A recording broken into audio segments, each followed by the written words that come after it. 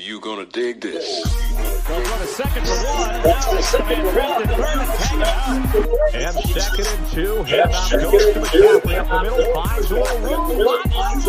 And he's off to the races. Welcome to the In the Zone Sports Talk Radio Network. You're listening to the Just Us Sports Talk Show with your host, from Harrisburg, Pennsylvania, the small city with the large heart, and your host, Dana the Hater, from St. Petersburg, Florida. Also co-hosting Murray E. Baskerville from Gotta Be More Careful, Baltimore, Maryland. These are your hosts, bringing you the ultimate in sports news for the ultimate sports fan. Be sure to download the Try 99 TV app on any smart device and subscribe to In the Zone Sports Talk Television. The cost is $4.95. Thank you in advance for your support. Now sit back and prepare to get into another episode of the Just Us Sports Talk Show.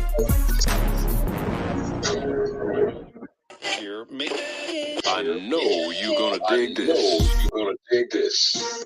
What's up, everybody? How y'all doing out there? Hey, it's Tuesday, April the 30th, last day of the month. We got May coming in tomorrow. We missed you guys yesterday because somebody wanted to watch the game instead of doing the show. I ain't gonna say nobody's name. Some people don't know how to multitask. I ain't gonna say nobody's name, Mo. I ain't gonna say nobody's name. But anyway, hope you guys enjoyed your weekend. I apologize, man. About yesterday. I apologize. I meant to post something yesterday, but what was I at yesterday? Since we didn't do the show. Oh my goodness. I think my high school had a track meet, so I had to be there. So that's why I didn't get a chance to hit you guys up. So Curry, I apologize. We good, man. I'm giving you a hard time. I know. But anyway, guys, Mo just told me some information about Mike Trout. Oh, excuse me, having some injury. Would you say it was again, Mo? Torn meniscus. He got a torn meniscus, and torn meniscus, and the Angels are playing good baseball for once in a lifetime. And this is what he got going on. Well, they were a week ago. Now I'm looking at the record, 11-18. After I talk about the baseball part of this, I want to talk about why they're not enough. Why there's less than 6% of Afro Americans in baseball. But I want to talk to you guys. I want you guys to tell me why y'all think Mike Trout stays in. He's never asked for a trade, and he's probably going to go down as one of the best Los Angeles Angels ever to play the game baseball. But why has he never ever asked out? And do you think this might be the year that he does? We have a little glitch? I don't know where it's coming from. Hopefully StreamYard can get this thing together and make this thing right. So right now we're looking in the American League. The Baltimore Orioles are 18-10. They're in first place. They won one game. They're 6-4 in the last 10. You got the Yankees who are 19-11, who lost one, who's 5-5 in the last 10. Mo, you said they won the series. So how were they 3-7 or something in the last 10? Can't hear you. They won the series last week. They just lost to Baltimore yesterday, and now it's tied 1-1. Oh, so they lost to. But what is it? Was it the series against the Angels? Against the A's that they won, or no? So they won. So. They won 2 out of 3. So. Okay. And then you got the Boston Red Sox, who was 2.5 games out of first place. They won 2 games in a row. They're 6-4 in the last 10. In the Central Division.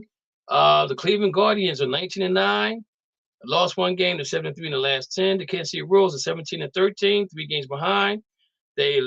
11. They lost 3 in a row. They're 4-6 in the last 10. It looked like the Minnesota Twins are the hottest team right now. They're 15-13, 4 games on the first place. They won 8 in a row. They're 9-1 in the last 10. In the West, Seattle Mariners.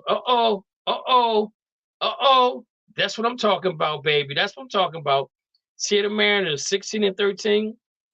They won 1 game. They're 7-3 in the last 10. Texas Rangers are 15-14. Won 1 game. They were 5-5 in the last 10. Oakland A's are in 3rd place, 13-17. I guess they're trying to find them a new home, trying to find them a permanent home until they can find one. And they figure if they start playing some good baseball, there'll be a bunch of cities out there out west that will want them, I would think. Angels, they're 11-18, won 1 game, 2-8 in the last 10. And last week they were right there in the thick of things, but they're not no more. Atlanta Braves, 19-8. If I'm not mistaken, I think they got the best record. They got the best record in the majors right now. Yeah, they do. They're 11-4 at home, 8-4 away from home. They lost 1 game to 7-3 in the last 10. The Philadelphia Phillies are 19-11, half a game out of first place. They lost 1 game to 7-3 in the last 10. The Mets and the Nationals are 14-14. Marlins is coming in the rear. Chicago Cubs is probably the most surprising team to me in the National League. They're 18-11. They won 1 game. They're 6-4 in the last 10. The Milwaukee Brewers are 17-11. Half a game out of first place. They lost 3 games in a row. They're 5-5 in the last 10. Then you got the Cincinnati Reds, Cardinals, and the Pirates. Pirates are who Rich say they were. Out west, you got the Los Angeles Dodgers 19-12. Surprisingly, they're only 1 game above 500 at home. But on the road, they're 10-4. Maybe it's too much pressure to be at home with the team they got. They won 1 game, they're 7-3 in the last 10. Got the San Francisco Giants 14-15. They won 1 game, they're 64 in the last 10. The Padres are 14-18, lost 5 in a row, 3-7 in the last 10. What's going on with the Padres? We thought they had this thing together. And you got the Diamondbacks and the Rockies coming up in the rear. So, guys, right now in the American League, I would have to say the Kansas City Royals is the most surprised team right now for me.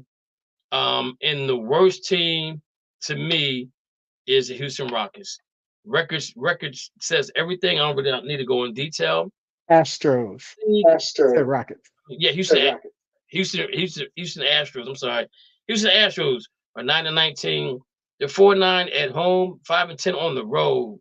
But they have won 2 in a row, so maybe they're trying to get something together. National League, I would have to say that Chicago Cubs are finally coming around to be the team we always thought they could be. And I gotta say the most disappointing team as of right now in the National League, I would have to say the Padres, 14-18. They got rid of Soto, got some draft picks back. I don't know if they got them. I don't know if they drafted them this year or no. If they're draft picks in the near future, maybe Mo can tell me what they are because the guy went to the Yankees. But those are my teams right now in both the National and the American League. That's most surprising and most disappointing. Curry, what you got for us? Who you think is who's the most surprising team for you and the most disappointing team in both American and the National League?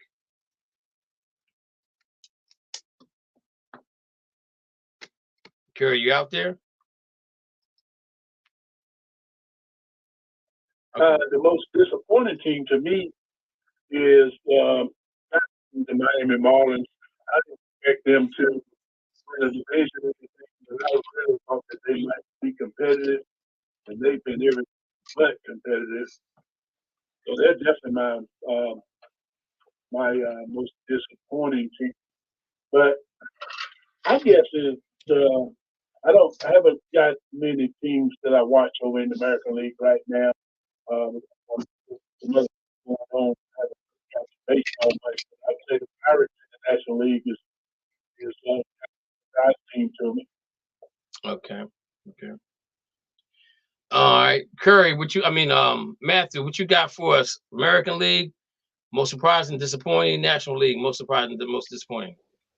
Most impressive team in the American League right now, I want to say the Detroit Tigers, and that's because they have a similarity to the Royals.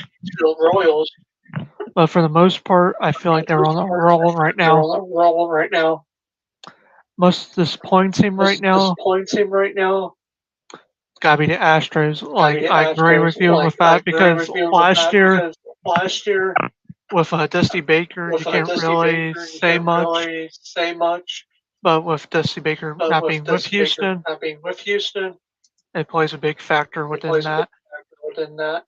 And with the National League, most impressive team, I got the Milwaukee Brewers, as I believe they are doing better compared to last season. And the worst disappointment in the NL right now, like I agree with the Miami Marlins because with their talent, they shouldn't be 6-24. They should be in that 14-14 range. Okay. Mo, what you got for us? I'm gonna go on a different route. I'm gonna say the most surprising is Oakland A's being 13-17. They're not one of the worst teams. Everybody expected them to be. And of course, my Yankees are doing well, but everybody expected them to do well. We're just the best.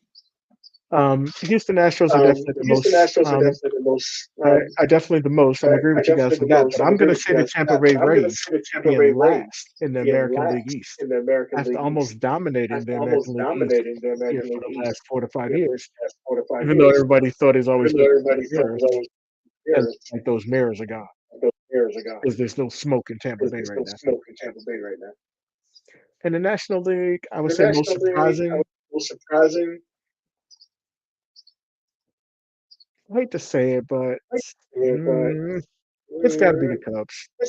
Leading that division, they're not supposed to be the leading division. They didn't really do much in free agency, but they actually are good. So I'll give them that. The most surprising, definitely the worst one is definitely the Marlins. I thought they would be good this year. I guess I'm bad. Okay, so now I've always I like baseball. I've always liked baseball, but I played baseball. I got hit with the ball, and I was done with playing baseball. I didn't want no more parts of baseball at all because I felt like if I got hit with the ball, I should be able to hit the pitcher with the bat. And he's like, "Nah, Kev, you can't do that." I said, "Then I quit because he may hit me again, and I can't do nothing about it." I said, "And I'm not gonna fight here, but I want to fight him after the game." So I left baseball alone. Probably the biggest mistake I ever made because I think I would have been one heck of a baseball player.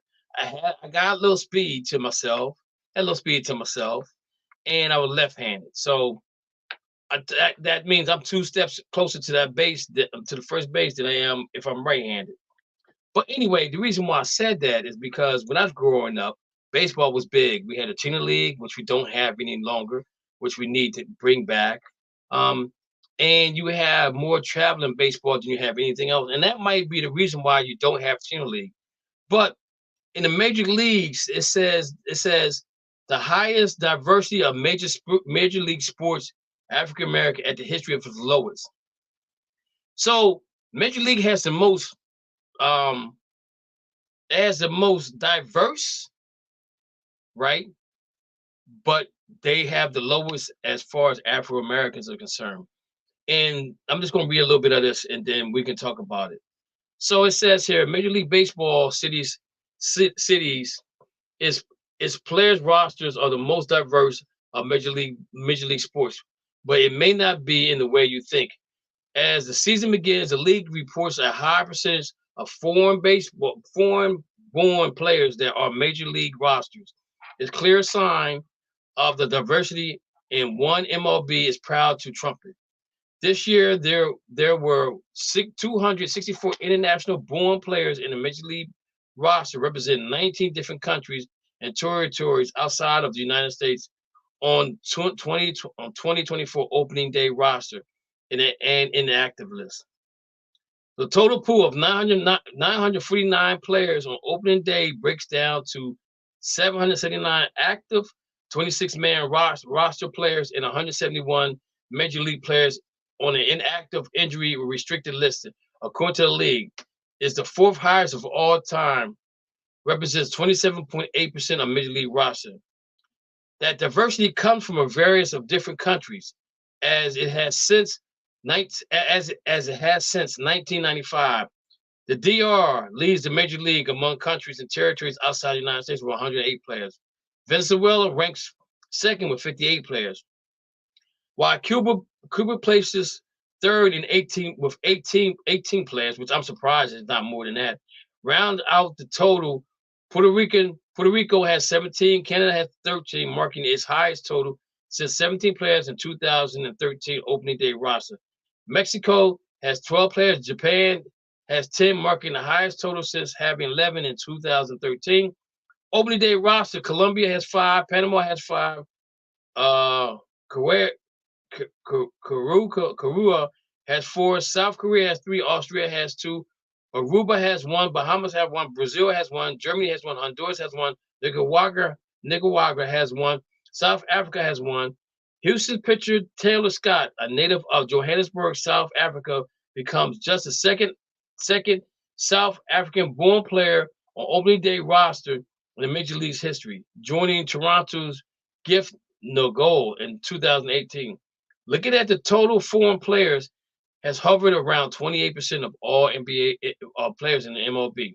But MLB is loaded with overall diversity. When it comes to African Americans, MLB is historically low. While the 2024 data has been published, as yet the Associated Press has published history data on the number of African Americans in Major League Baseball is considerable time for 2023 to just 6.2% of the opening day rosters were compromised of African Americans compared to the 1995 when African Americans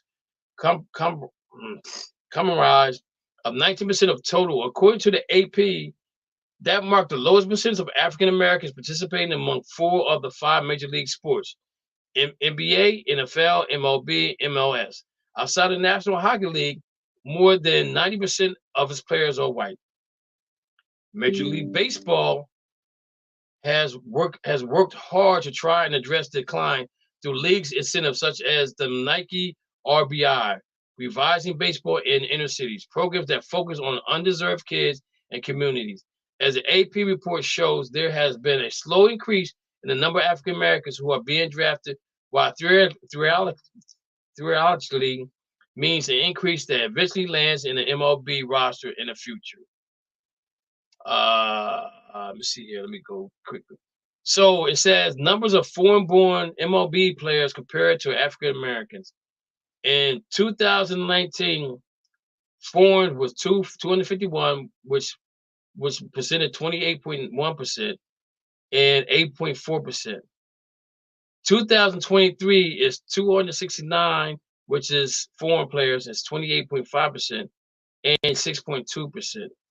It says percentage of international players compared to African Americans. So, guys, I got my thoughts on why a lot of African Americans don't play baseball. Okay, but I want to hear you guys' thoughts first. Matthew, why do you think it's so hard for African American males to want to play baseball, which is American sport?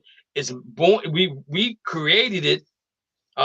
We mastered it, and now we're not even playing it.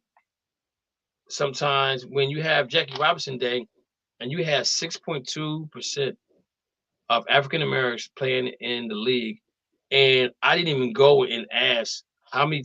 So that means that there's some teams that probably don't even have an African American on the team. So Matthew, what you think is a problem? I feel like it starts at the high school level. Because for example, here in Ohio, you see most of the parents trying to convince their kids to do baseball, but when it comes to the African American community, when they try to convince their parent, or the kid trying to convince their parents to do baseball, they're interested in baseball. It's an automatic no, because when it comes to high school baseball nowadays, you don't really see that much African Americans because it could be with a diversity problem. So, like, let's say one parent is a coach on a team, and they say, "Well, we don't want this person, so we're just going to say you're doing well, but not better than player B." But the reality is, it's not because of that reasoning. In other states, it's the other way around, where you don't really see that diversity until it goes into the college level. And a lot of people now, especially with NIL, you're probably going to see less people going into college baseball in that diversity, more into football, because that NIL money is more valuable in college football than it is in college baseball. But for the most part, I believe it starts right down at the high school level on the coach's decision on if there should be an African American player on their team. Okay. Curry, what's your thoughts? It's very simple in my opinion. It's exposure. And when I was a kid coming up, I lived in a all black neighborhood, and there was several schools in those neighborhoods, and I could go walk to another school. There was a little league baseball team playing, and so you could join these clubs with your Pirates or whoever. So you had exposure there because that was a tradition that you had a baseball. Everybody had a baseball team in walking distance of their house, and there was idols in the that you look at. I shouldn't say idols, but there was people that we like emulate, like Hank Aaron, Willie Mays, and Robinson, Bobby Bonds, name a few. You don't have that now with the youth today. You don't have anybody to actually look up to in the pros to try to emulate. But now, if you go to most any school, there's a basketball game being played. There's not basketball. Occasionally, you can find the little league football teams where they're still playing football. But baseball is just basically non-existent. Now, if you want to play baseball, you got to go across town somewhere to play, and then you got to pay to play. Where back then it was, kind of free, other than you might have to pay for your shoes or something like that. Mm-hmm. But other than that, but to me, it's exposure because it's just not there anymore like it used to be within the arm's reach, if you will, like it was back when I was a kid coming up. Okay. Mo, what's your thoughts? I think it has to do with cost. Everybody's got to have shoes. Everybody's got to have equipment. Everybody's got to have a bat. Everybody's got to have a glove. Basketball, only one person needs to have a ball. You can wear whatever shoes you already got to play basketball. You can wear jeans. A lot of people wear whatever. Football, you play in the backyard. All you need is one football. You don't need equipment.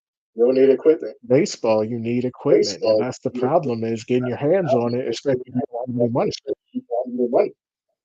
And I think it's that simple. I mean, yes, Curry right about exposure. But it's all about cost. And not many people are going to spend their money. They'd rather have shoes. They'd rather have a basketball. They'd rather have football. It's actually cooler than actually play baseball because it's a slow game. It's not cool. Chicks don't dig the long ball no more. All right. So I kind of agree with everything that everybody said. But I also can I get a footnote to that? Go ahead, Curry. Okay, you could make the same comparison back 10, 15 years ago with African American kids playing soccer. They didn't play it. But look at it today.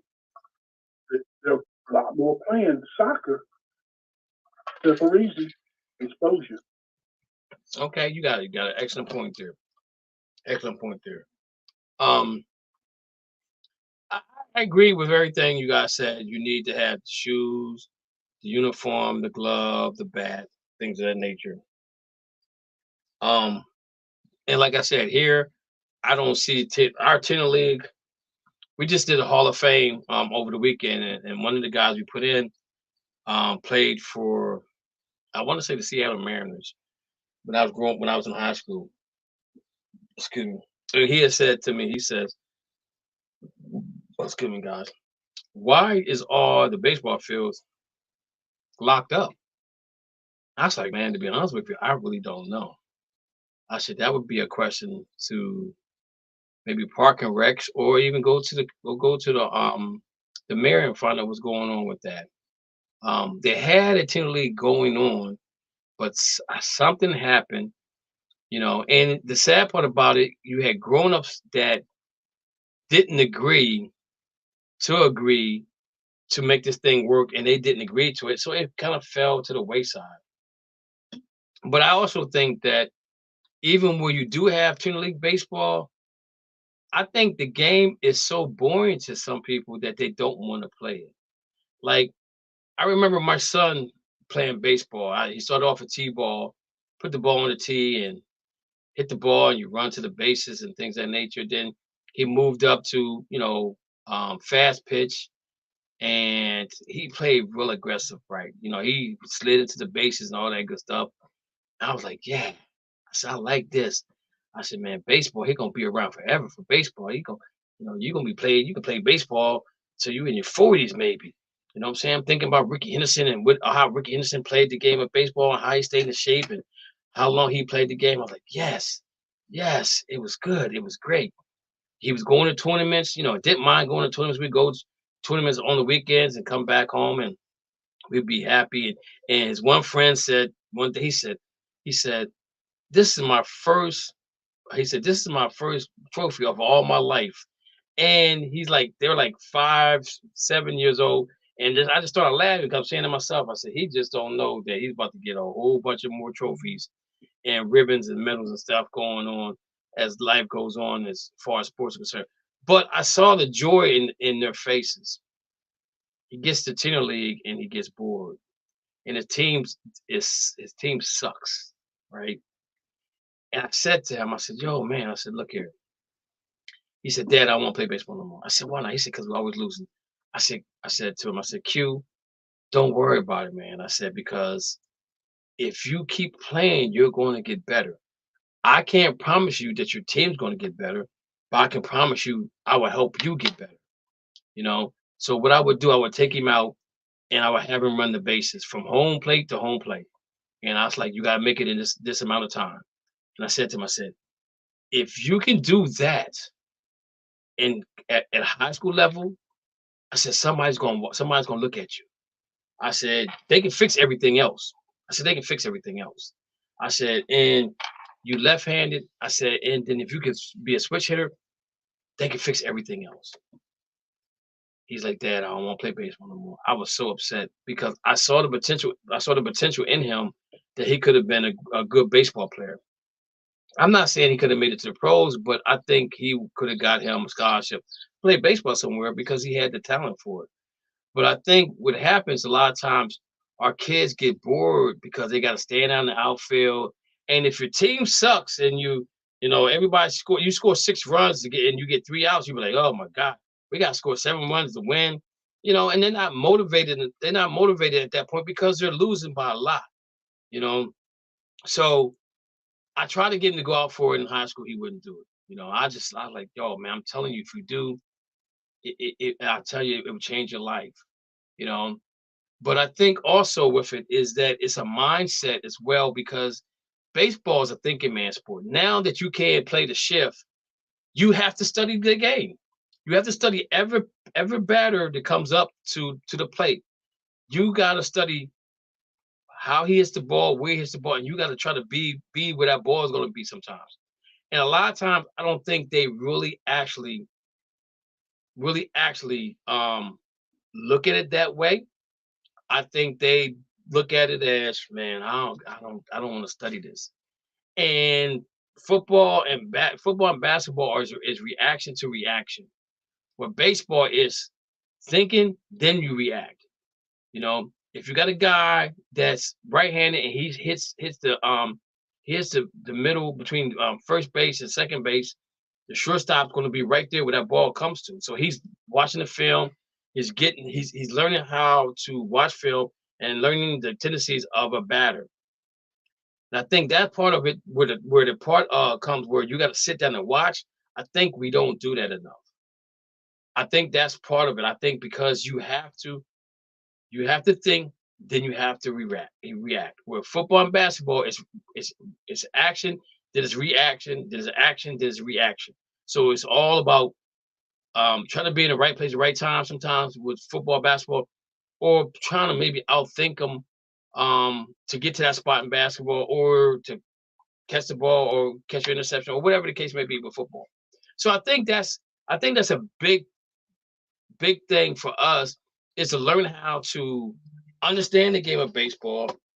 And the thing about it is, guys, how many guys we know that play baseball that are broke? How many guys in baseball do we know that have a long career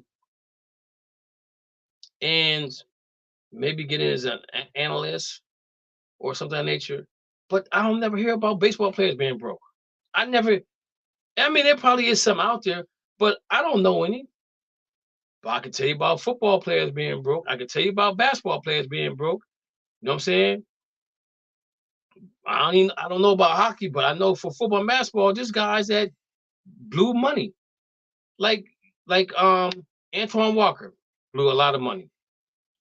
Adrian Peterson just blew some money. You know what I'm saying? So I just don't get it, man. I think that if we could teach them at the T-ball league to play the game of baseball and just be a baseball player when baseball season come in, and don't make a year round, I think you're good. I think you should allow your kids to play sports when sports are in. That's just my personal opinion. I don't want to make nobody a one sport person, because that makes them not an athlete. And you want to be an athlete. You want to be a guy that can go when you go to high school, you can play football during football season, and you can play basketball, or you can wrestle, you can run track, or you can play baseball. You're versatile, where you don't do one thing all the time. You know, but now with baseball, baseball all year round. It goes back to the injuries that we talked about before. But anyway, a thing about it is, though, I think in the inner city, we have to put money into it. And we got to make it fun. And we got to draw the interest, because if you think about 6.2% of African Americans, and right now, my personal opinion, I would have to look and see, but to me, the only black person that stands out, and I may be wrong, but it's Mookie Betts. I'm like, who else that's Afro American that really stands out in baseball? Aaron Judge. Now, is he biracial? One drop of blood, black man. Well, I know, but I'm just saying. But I'm just saying from the point of view that you know, even if he's biracial, some people like, well, he biracial, but in actuality, he don't count as being black, but society says he is. You know what I'm saying? But I'm just saying though, so if you see guys like that playing the game, then that's something to look forward to. Like Ken Griffey, when he played baseball, it was up there a little bit. You know what I'm saying? And then it fell off. So we just gotta find somebody that can be that superstar in baseball and get our African American young men out there to play baseball again. Because it's out there for you. The money's out there for you, the scholarships out there for you. And if you get to the pros, I mean, sooner. And if you think about it, they got rid of a bunch of leagues. So that I don't know if they have. I think they have AAA and AA now. I think they got rid of single A.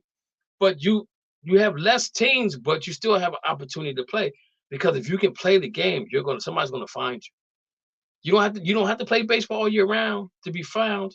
You just gotta play baseball when baseball being played. And if you do it the right way, somebody's gonna find you. They may not be looking for you. They may be looking at somebody else. They say, well, man, look at my man over here. He ran the first base in like 4.4 seconds or whatever the case may be. You know? They're like, well, let me take a look at this guy. And you guys mentioned Aaron Judge and Mookie Betts. Back to what I was saying earlier, when I was coming up, man, you was a list of guys that you could name. I mean, that was a time. And half the kids this day and time don't know who Aaron Judge is or Mookie Betts. They don't know who them guys are. They may have heard that name. Probably couldn't even tell you what team they played for. Right. But I bet you when I was coming up, you say Hank Aaron, Willie Mays, Rod Carew, or Frank Robinson, they could tell you what team they played for, and what position they played. Willie Stargell? Yeah, you could. Yeah. Just a heads up, Kevin. You're out of my age now. Matthew, what's up? To the answer to your question, there is single A, high A, double A, and triple A. You said pi A? High A. Oh, high A. Okay. All right. And so it's still out there, you know what I'm saying? And if you guys watch college baseball, there's a lot of African Americans that's playing there. So where are they falling through? How are they falling through the cracks? That's the question mark. You know what I'm saying? How are they falling through the cracks if they don't get to the major leagues? You know, but again, you think about the longevity. You look at Ricky Henderson, look how long he stayed in the league. And Ricky said every day he was in the league, he did 100 push-ups, 100 sit-ups, 100 whatever. He did 100 everything every day. And Ricky was not a person that got injured a lot. He got the record for the most stolen bases. You know what I'm saying? And the dude looked like he could play football. He looked like he could be a running back. You know?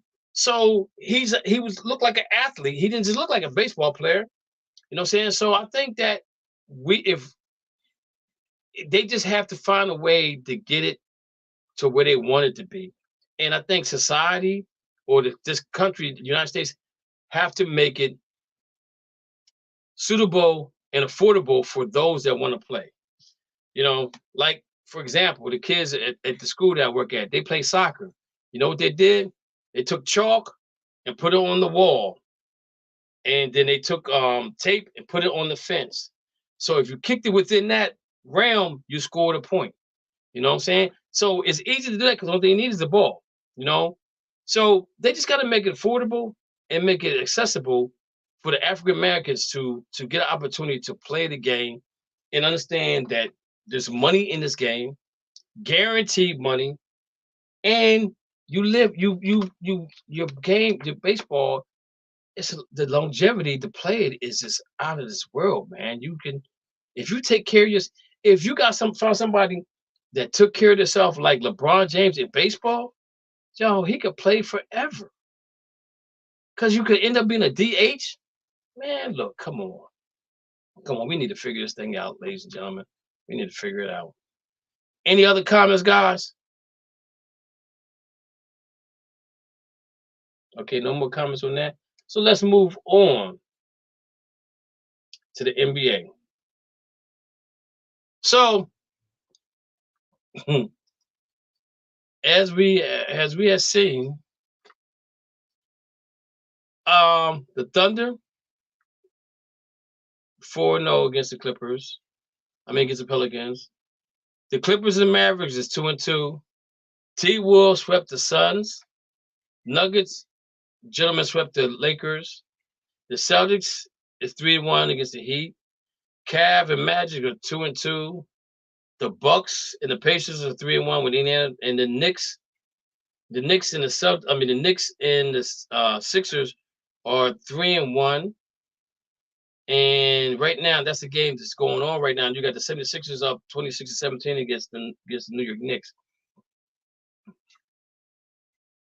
Magic Johnson made a comment today about the Lakers. He said the low management, it would hurt that team.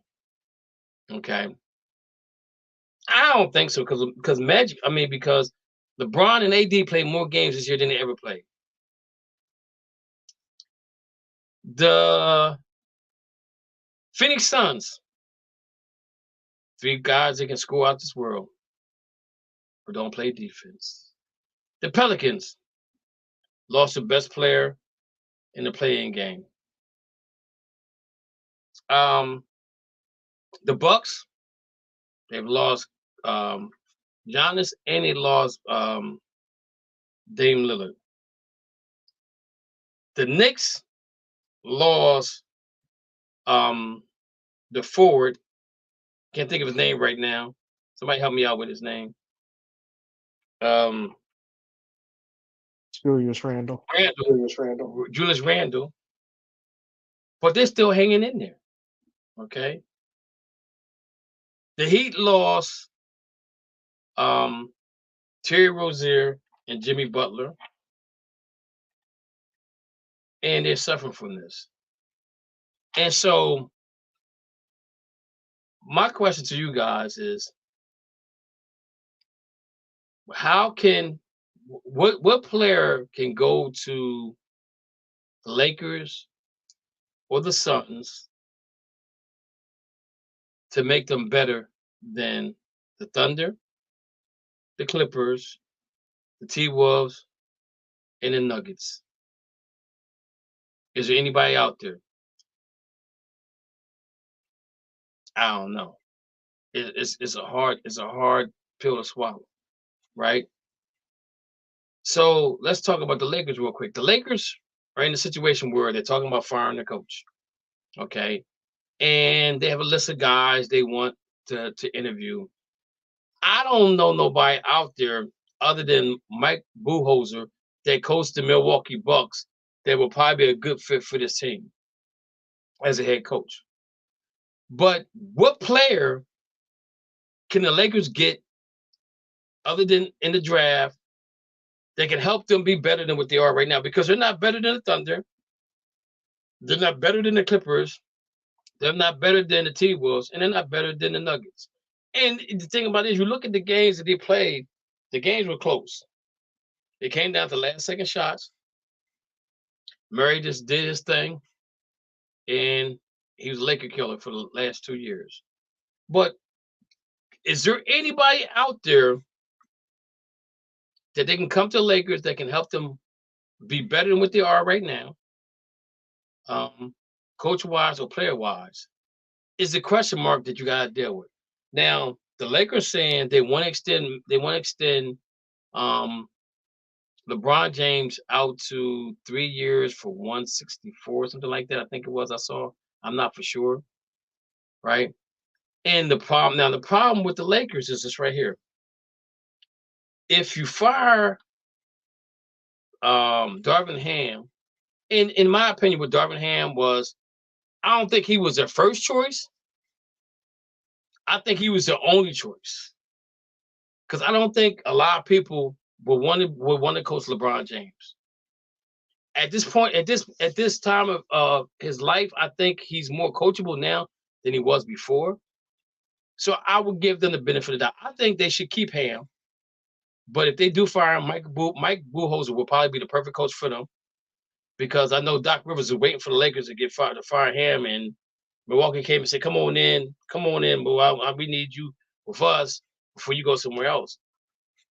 But the dilemma with the Lakers is right here. D'Angelo Russell didn't play really well during the playoffs. He played one or two games that he played really well. One game he didn't score no points. The other game he scored like 7, 8 points, right? But then there's this thing where LeBron's saying, I want my son to play with me in the NBA. If I'm a Laker fan, I ain't too happy with that. I'm like, nah, man, let him walk. But he's a player option of $51 million. So he's not going to leave that money on the table. Not $51 million. LeBron's not taking no pay cut to go anywhere else. They can talk about going to Cleveland. They can talk about going to Miami. They can talk about going to New York. New York is not going to take him because New York's about to do some things in this draft, and his free agency right now is going to shake a lot of heads. Philly don't need him because they got the money, but why would you pay one player that money when you can get 2, maybe 3 players for that type of cash, right? San Antonio got money, right? But he ain't going to San Antonio. You know, so as a Laker fan, as a guy, if they fire Coach Ham and they come to me and say, I want you to coach this team, there's some questions I need to ask. Am I allowed to coach the way I want to coach? Can I get on them and not be a problem? Because how do you have D'Angelo Russell on the bench on his cell phone? Why would you have your cell phone on the bench in the first place? It's beyond me. And Coach Ham can't do nothing about it because his hands is tied, right? Because he probably didn't want D'Angelo Russell back in LA, but they know they needed a point guard. But as a head coach, you should be able to chastise him about what he did, and he should be able to pay a fine. But hands off. But how can you make this? How can you make this job really attractive for somebody else other than Ham to have? You know, Mo, what's your thoughts on this Lakers situation, and how do you think they can handle this? I'm glad they suck, man. I hope they keep on sucking. All right, for real though. They gotta combine and get a third star. And it's kind of scary. The third star that's gonna be out there is gonna be exactly what they need. Who do you think that could be? Damian Lillard. They need somebody who's going to be clutch. Yeah, they can. They got plenty of movable assets. No, they do.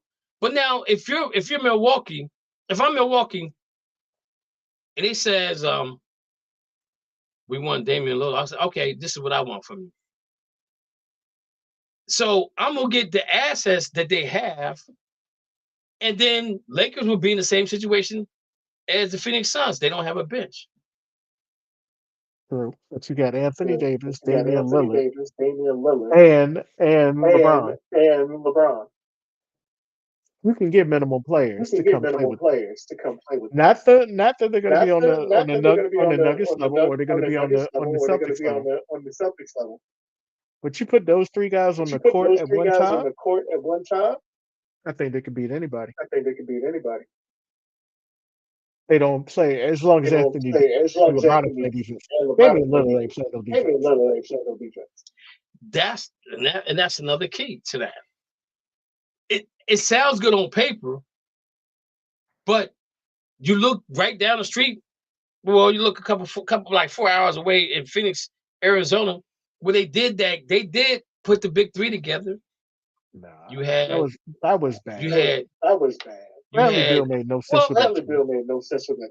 But see, this is the thing, though. Bradley Beal had no trade clause. He could have went anywhere he wanted to. But he said, I want to go to Phoenix. And by going to Phoenix and his past history of not being healthy, if I'm the Phoenix Suns, I said, nah, I'm not giving up this, and this, and this, and this for you to come here. I'll give you some draft picks.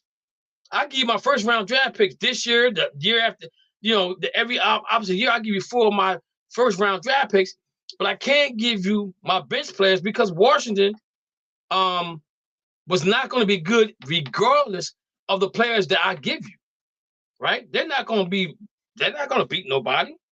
So I'm like, nah, I'll give you draft picks. Now you can build your future off of draft picks, not for players.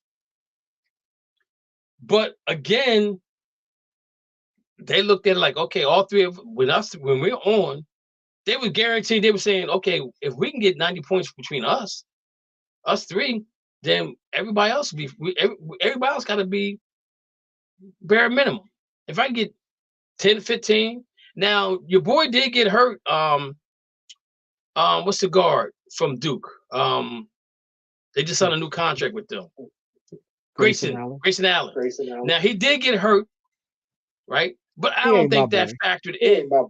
He should be playing in Miami. He's one of the dirtiest players in the game. I don't think that would have factored in them winning or losing for real. He would have helped, right? But again, getting back to Lakers, I think that's what you do. That's what you be looking at because ain't nobody going to let him leave without getting something. And Milwaukee's in a situation where if they were to allow Damian Lillard to leave right now, they're in the win mode right now. So you're going to give me, I want D'Angelo Russell. I want what's the guy's name? Austin. You don't want Austin Reeves. You're gonna want Rui. I want Austin Reeves. I don't want Hachimura. I want the guy that came off the bench with the dreads. What's his name? Prince. I want Prince. Torian Prince. And then you let's see who else would I want. You gotta match salary. Right. That's what I'm saying. I'm just saying I gotta match the salary. So what Damian wants, we'll get a 13. And possibly get a 13, but ain't nobody trying to help Lakers out right now. Ain't nobody. Everybody sitting there saying, LeBron, go ahead and retire so we can roll this thing out. Because there's nobody out there, in my personal opinion, they can draft to make them better.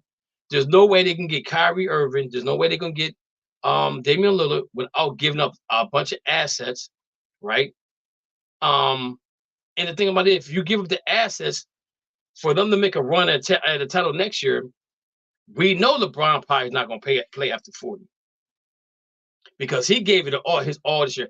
I kind of felt sorry for the dude, for real, because this is probably the first time that LeBron really didn't have a lot of say-so over who was on that team. Then now, what they should have did was they should have went out and traded for Buddy Hield, which would have gave them a jump shooter that they didn't have because Buddy Hield right now is sitting in Philadelphia acting a plumb fool because he is better than what he's a better basketball player than I think that he is. And right now he's in his head and the Sixers might not be the team for him. So if I'm LA, that's why I'd have went out and done that, but they didn't do that. And it hurt him. But again, they did lower management. And where they end up at? Playing against playing against Denver Nuggets, the number two seeded team in the West and defending champions who they haven't beaten in 2 years. So I don't know if that can help them out. Curry or Matthew, you guys want to comment on that Laker thing? Yeah. So with the Lakers right now, I feel like they are going to get a new coach. And a good suggestion for them right now is Keith Dambrot, the coach who used to be the coach for the Dukes in the recent tournament, because he was his high school coach.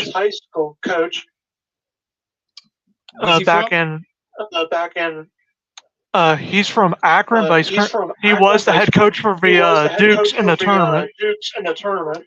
Okay. And the reason why I brought his name up is because he was LeBron's high school coach when LeBron was in high school. And currently that head coach is is on the open market for coaching jobs, as that college that he was at hired a new coach. So that gives me a little bit interest that if the Lakers do want to get someone, it could be him. And then if they do decide to get LeBron's son, that might add a little pat on the back saying, hey, I coached him and his son. I don't think Laker fans gonna go for that one because they want to win a title. They want to win the title, and I'm not doubting that LeBron doesn't want to win, but I think he's okay. If somebody comes and say, "Yo, you're done playing basketball right now," I think he'll be okay with that. He'll be a little bit upset that he don't get a chance to play with his son. But again, this is another situation where you have to deal with. I don't think that coach would be a good coach for them because he never coached he's never coached in the NBA. And LA is a city and a basketball team that's all about winning titles, and they're not going to take nothing less than going to win a title going forward from this point on. Now, that's why I said Mike Budenholzer, because he's been to the mountaintop. And he's coached Giannis, who's probably easy to coach. He's not that demanding, but he has respect because he has a title. There's some other coaches' name out there. The Vogel's name came up, but he's coaches the Suns unless they're gonna fire him. I don't see him going on there. I heard about JJ Redick, but I don't think that would be a good fit either. Sam Cassell's name, it came up. He would be another one, but again, if you're a coach, Mo, you're a coach. I'll come to you. I'll say, I need you to coach the Lakers, and we're going to draft LeBron James' son. And you were like, yo, so are you not trying to win? Is this for entertainment? Is this to appease LeBron James? If I don't draft his son, what is he gonna do? Quit? Go somewhere else? It's just like the Celtics trying to keep Devontae Green for Jason Tatum that year. You gotta give your player what they want. But Green can play. We seen Green. Green got hops. Yeah. Green can play. He's a good basketball player. But LeBron's son's not ready for the NBA. And how do you know? I heard Rick Mahorn. I heard I think it was Rick Mahorn or one of the guys on NBC. I mean on the NBA channel saying he watched him play. He's NBA ready. No, he's not. I'm sorry to say that he is not the next Kobe Bryant. Who said he was going to be the next Kobe? I'm just saying, because Kobe came from high school. When I seen Kobe play in high school in the state final, I was like, "There's no way this guy's going to the pros." But he made me eat my words because he came in the pros. His first year, he was not that good, but he worked at it, put in the work, and then he became the great Kobe Bryant. I'm not saying LeBron's son can't do that, but again, if you fired Ham, and you want me to be the head coach, and I'm coming in and you're telling me this is what we're going to do, I don't want that job. So the thing about it is that they got to make it very attractive for somebody to want to come there and coach that team, knowing that there's a possibility that LeBron's son's going to be on the team, and you're going to look for that player on your bench when you need a player, and you're going to be looking down, you'll be like, because you ate some raw onions, you're going to be like, that's all I got to choose from? Knowing that he's not ready. You know what I'm saying? So that's that. So LA's in a dilemma right now. They're really in a dilemma. Okay. Now go on to the Phoenix Suns. Okay. Kevin Durant. Where we at here? Okay, so Kevin Durant's contract. This is what his contract looks about right now. Hey, can I speak on that Lakers before you move on to the Phoenix? Go ahead, Curry. And I was going to say that the biggest problem with the Lakers is LeBron. And the reason I say that is LeBron thinks that he's bigger than basketball. He has zero respect for coaches. If you go back and look at the game that they had, it was in Cleveland, and the coach called a play at the end of the game, and LeBron changed the play. And the first thing he said in the press conference, coach called, and I said, "No, we're not running that. We run something else." It worked. It did work for him, but he showed the coach up in that. He was in Miami. He told Pat Riley, "I'll stay. You get rid of Eric Spoelstra." Well, you dealing with another ego right there. Pat Riley's got bigger ego than you got. Oh my God, yes. Pat Riley said, "Man, you don't tell me how to do my job. Now, if you want to hit the bricks, go ahead and hit the bricks. I'm keeping Sproul. I'm not getting rid of Sproul just because you say get rid of Sproul." And so every coach that has coached under, that's what I want to say. Every coach that's coached under LeBron has been fired. Or moved on to something else. And he has zero respect for coaches, and he's going to call the shots. That's how he's going to get his son on that team with him. So LeBron is the biggest problem that the Lakers got right now, in my opinion. Okay. And I don't disagree with that, but I think what the Lakers is, like I said, I think a lot of the moves they made this season, a lot of them wasn't they went to LeBron and said, "Yo, we're gonna do this, we're gonna do that." They's like, "Yo, this is what we're doing. You accept it or reject it," because he wasn't really up on bringing D'Angelo Russell back, but they had to find a point guard because they let Schroeder go, and he goes into FIBA games or whatever they play and showed off, and now he's playing with somebody else.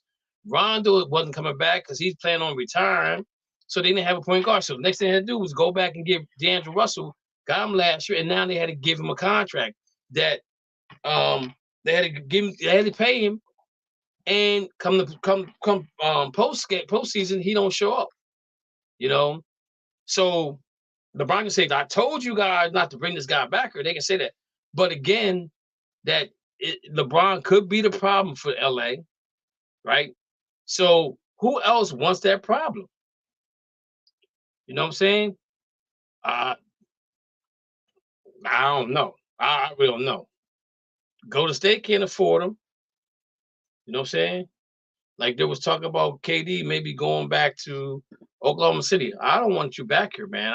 We got what's working for us right now. So you just stay where you stay at. So Curry, I kind of agree with you on that. But again, I don't think LeBron has as much power with this Lake organization as he had when he first got there, because they see the problems they're having. Now, with KD contract detail, Durant signed a 4-year, $194.2 million deal with the Nets in August of 2021.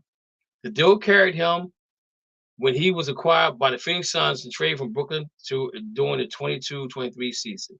In 2023-24, Durant has a salary of $46.4 million, but the number's going up. Next season, why is this doing this? Why won't give me the whole? And there you go with this nonsense again. See if I can get rid of this. I can't get rid of that, man. It says here that next season the forward is set to make $49.9 million in salary. By another 20, and by 25-26, he will make $53 million in the final year of his deal. Now, what they can do with him is they can restructure his contract and extend his money out further than 2025, 26. They can go to 27. They can go to 27, 28, and say, okay, we're going to extend your contract out to this long because it's guaranteed money, so that we can fill some roster spots. Because the problem with the Phoenix Suns is they don't have no bench, right? And again, Bradley, I wouldn't have brought Bradley Beal to Phoenix, not figuring out what type of bench I was going to have. I feel sorry for Frank Vogel because they gave him nothing to work with, right? You had them guys together play 41 games all season. They played half the games together in an 82-game season, right? Bradley Beal probably missed most of the season because they wanted to do load management. But as we're seeing now, load management is not what you need because you may end up in a playing game. And we saw what happens in playing games, how guys get hurt and they don't want to give it all during the season. So Phoenix is in a situation where there's a possibility that their coach could get his coach could be fired as well. Okay. And who's they gonna get to bring him in? So they're saying he in 2026, he's a free agent. He'll be 38 years old. At 38 years old with a Achilles tear, which you can tell he's playing really well without, with the injury. At 30 years old, Kevin Durant, how much you gonna give him? Because he's coming off 53 million guaranteed to him in 25-26. If I'm Phoenix, I gotta move on from Bradley Beal. I'm sorry. Bradley Beal would have to come off my bench, or he would be or I would have to package him up and send him somewhere else because he's hurt my team. I'm not gonna get rid of Booker because Booker's gonna be the future of the team, right? So $194.2 million was owed to Kevin Durant. And I don't know what Bradley Beal's contract is. I don't know what Booker's contract is. But if I go back and look at the salary cap for them teams, let me see where we at. That's Phoenix Suns. Phoenix. They are total cap space. Total cap is $244 million. They're $103 million. They're negative of $103 million cap space altogether. Projected cap space going forward. Where are they at again? Is a negative $100 million. So somebody got to do something there. Mo, what we doing with Phoenix? How we gonna handle Phoenix? Trade Bradley Beal for a point guard.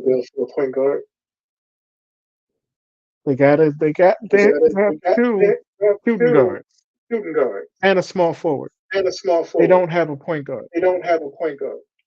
They could also bring back probably Chris Paul is probably going to be released. They could bring Chris Paul. But man, he just I never thought it fit well in the first place. Getting rid of Aiden, took away the big guy. It just made no sense to me. So it's hard. They gotta trade Beal. But the problem is he has a no trade clause. So he can only go where he wants to go. And they ain't gonna trade Booker. You never know though. KD might say I want out. But if he wants out though, there's still money that's got to be paid to him. You know what I'm saying? But I mean they got to trade him. Yeah. But now where they gonna trade him to? Boston. I'm not saying we're gonna take him. But what I'm saying is that's probably where he want to go. He had his opportunity. He did. He blew it. Suck it up. Hey, he won 2 championships in Golden State. He should have stayed there. Yeah, he definitely should have. I think, me personally, he messed up his legacy by leaving. He should have stayed right there. My personal opinion, he should never left Golden State. Should stay right there. So you got Bradley Beal and you got Booker, and and they on the hook for salary cap wise. Let me see where we at again. Phoenix. So Kevin Durant makes up 36%. Bradley Beal makes up 35%, and Booker makes up 35%.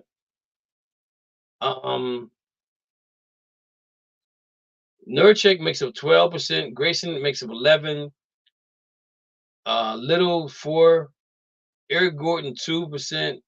Josh 2%. David Rudy 2%. Damian Lee 2%. Drew Eubanks 2%. 1%. Dead cap money. Check this out. They have 1, 2, 3, 4, 5, 6, 7, 8, 9. They got 9 guys that counts for dead cap space, and Royce O'Neal is owed $18 million, who's not even on the team no more.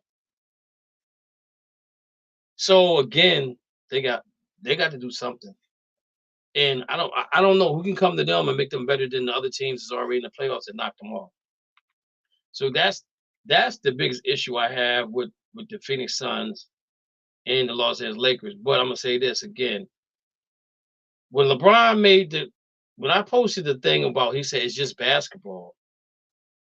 And I listened to the whole interview, right? But that's the part they said, because if you're the GOAT, if you say you're the GOAT, I ain't never heard Magic say it's just basketball. I ain't never heard Larry Bird say it's just basketball. I never heard Jordan say it was just basketball. I never heard Bill Russell, Dr. J, Mose Malone, all the old heads never say it's just basketball. But that's when you knew he felt defeated, and he was making plans for his vacation, because he said at the end of the day it's just basketball. Stop with the passive aggressive stuff, man. Stop with the passive aggressive, because that's what he did. Because after they won that one game, he's like, yo, listen, we'll just win one more. Just win one more. And if we win another game, oh, it's the greatest game in the world. It ain't just basketball. We're about to make the history, right? That's where it was gonna go. You know what I'm saying? That's the part I don't like about him, is because he wants to be he's too passive aggressive when it comes to certain things. He wants to control the narrative. Now, in the interview, the guy says to him, is this the last game that you play as Lakers? He said, I won't comment on it. And I agree with that, because you don't want to give up your hand, but he's not leaving $51 million on the table. He's not gonna leave that there. You know, so again, with him and the Phoenix Suns, they got some issues going on. The Milwaukee Bucks, they got to do something, because they don't have nobody plays defense on that team. And what I'm trying to figure out, guys, unless you're the Golden State Warriors and your NBA Finals, where you got 3 guys that can shoot the ball lights out, it ain't working for you. And your best defensive player is Draymond Green, who probably guards the best player on your team, but he can shoot as well. We're never going to see another team like the Golden State Warriors, no matter how much we want to, because we saw how well it worked for them. Everything ain't for everybody, you know? And so now everybody's trying to be the next Golden State Warrior. It's not going to work for you. It's not going to work, because at some point in time, you got to play defense. And Golden State was a team that come down and they'll let you make a layup, and they'll come down and shoot a 3. They'll let you come back and make a layup, shoot another 3. Come back, make a layup, shoot another 3. Now you look at the score, it's like 12-6. And the only thing they got to do is play defense 2 more times and score. If it's a 2 or 3, and now they up double digits, you're in trouble there. But that's not the same Golden State we saw this year. You know what I'm saying? Because they came in the playing, they was in a playing game, 1 game in, 1 game out. But they're getting their rest. I still think they're gonna be competitive next year. I think there might be, I want to say top 6, maybe. Not top. The West is so loaded, and Mo knows this. Whenever one league is loaded, then you got guys leave that league and go to, like, you got guys leaving the West coming to the East, because they don't think the East is that tough. They think that Boston had a cakewalk to get to the record. However you want to put it, you can put it in, you can mix it up any way you want to. 64 wins or 64 wins. Were they good wins? Some of them was. Were some of them bad wins? Some of them was. Like I said before, with the Boston Celtics, the first game in Miami was that's a signature win. That's the best game they played all year long. During the season, that's the best game. I'm sorry. Golden State Warriors game would probably have been the best game if he would have kept his starters in the second half, but he threw the red flag up at halftime. But that game against Miami, was the game that I've been looking for, been watching for the whole season. The problem with them, they're too inconsistent. They get they get up by so many points, they get lackadaisical. They don't have that killer instinct. That's why they could never be compared to the 2008 or 1986 Boston Celtics, because them guys would put their foot on their neck and crushed them. Game 6 in Boston, NBA Finals with the Lakers, Boston beat them by 42 points. I think that's the biggest. I think that's the biggest closeout points in the NBA Finals ever before. You know, so. But again, you can see guys can shift to the East. New York is going to be they'll be tough next year. Philly got some money; they'll be tough next year, depending on what they do in Philly. And EMBIID got to stay healthy. I don't even know what to say about EMBIID, to be honest with you guys. Why when playoffs come around, he's never in shape? How do you come in not in shape? Now, my personal opinion was last year they should have shut him down. And he should not play in the playoffs at all. They should have got the surgery done that they needed to get done, and for him to be healthy for this year. Now, granted, the guy did fall on his leg, but he was still having problems with that knee anyway. So just shut him down for the summer. Just say, yo, don't eat no lions, tigers, and bears while you at home. Eat regular food.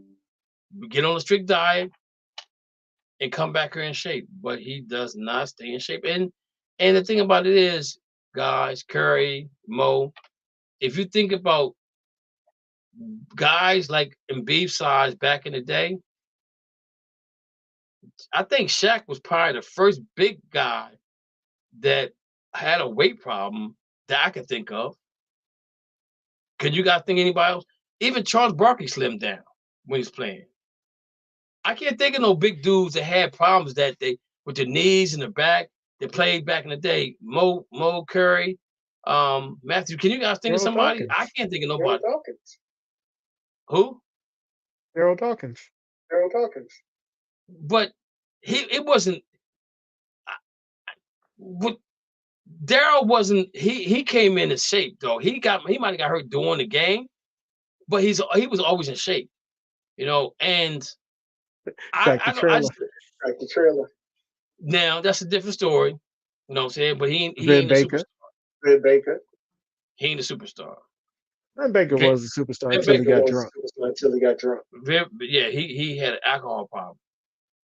But I'm going to say, I'll bring up Moses. Moses is the only center I know that never had a problem with his knees or his back. You know what I'm saying? He could give you the double every night. He gonna give you that.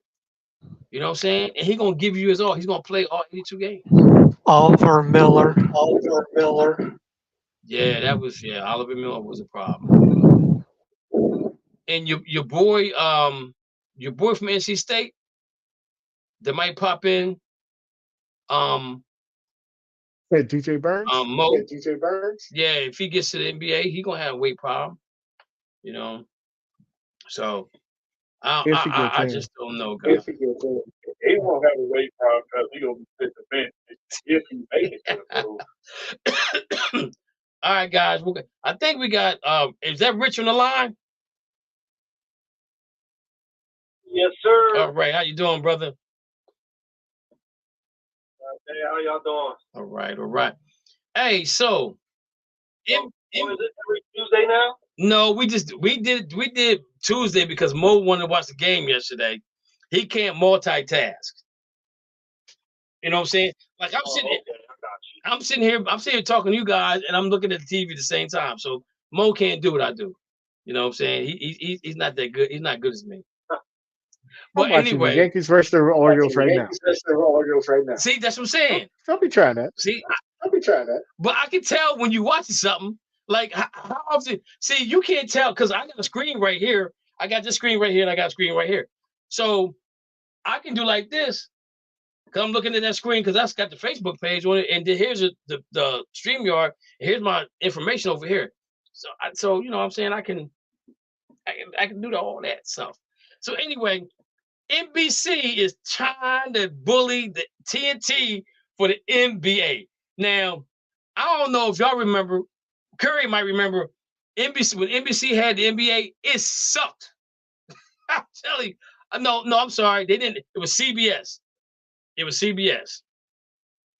But it's been so long since they were. It could have been NBC because CBS when they were back in the day, they were pretty good. Yeah, CBS was okay. When did NBC got so bad that they were doing everything on tape delay? Yeah.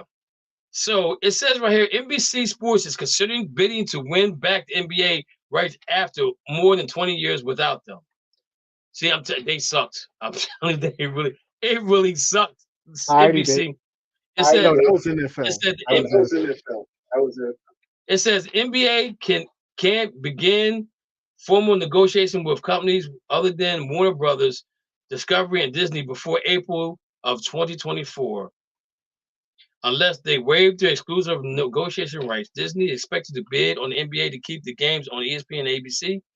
Apple, Amazon has already expressed interest in buying the rights to NBA sources. Man, you talking about some money. So it says here. Hey, I will say this. If they did get the rights to that game, I hope they don't change that crew with Shaq and Ernie and Barkley. That's the best crew in all the sports halftime shows. Good guys are hilarious, man. I agree. They will keep you laughing, man. They are good. They're good at what they do, and they don't have no script. You know, they just go off what they feel and what they think. And if you listen to Barkley talks a lot of junk, but Barkley is knowledgeable. Shaq is knowledgeable. So is Kenny Smith. Yep. And Kenny Johnson lets them do their thing. Mm-hmm. But you know what the problem with that, Curry, is? All of them got contracts, and actually, I think Barkley just signed a new contract last year with TNT, so he would have to buy himself out of that contract they got. And so they're saying here. Well, wouldn't you think that if they lost the contract to the basketball game, that would automatically release him from his contract? Nope. I don't think they would, because even though they probably won't have basketball no more, they would probably do something like he does college basketball. You know what I'm saying? Sometimes him and Kenny does the college tournament. But you would think they probably would. But if they were to leave TNT would probably come up with something else. Like TNT would probably they gotta pay him, right? Yeah. TNT would probably come back and they would try to push for the 3-on-3. That'd be a project for them to push, because 3-on-3 is not pushed as much as everybody think they would be. But them being on TNT, they think that would help. But it says here. Hey, go ahead. Hey, what you think about TNT picking up WNBA?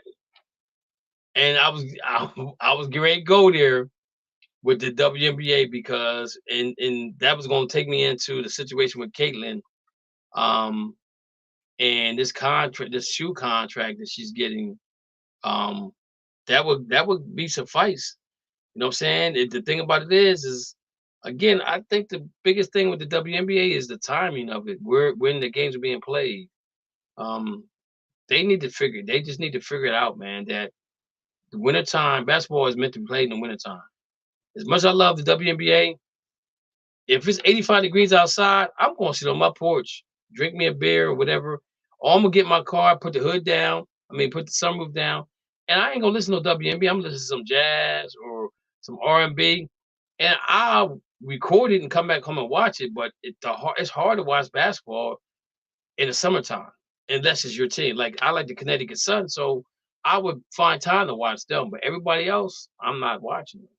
You know, so I wouldn't be.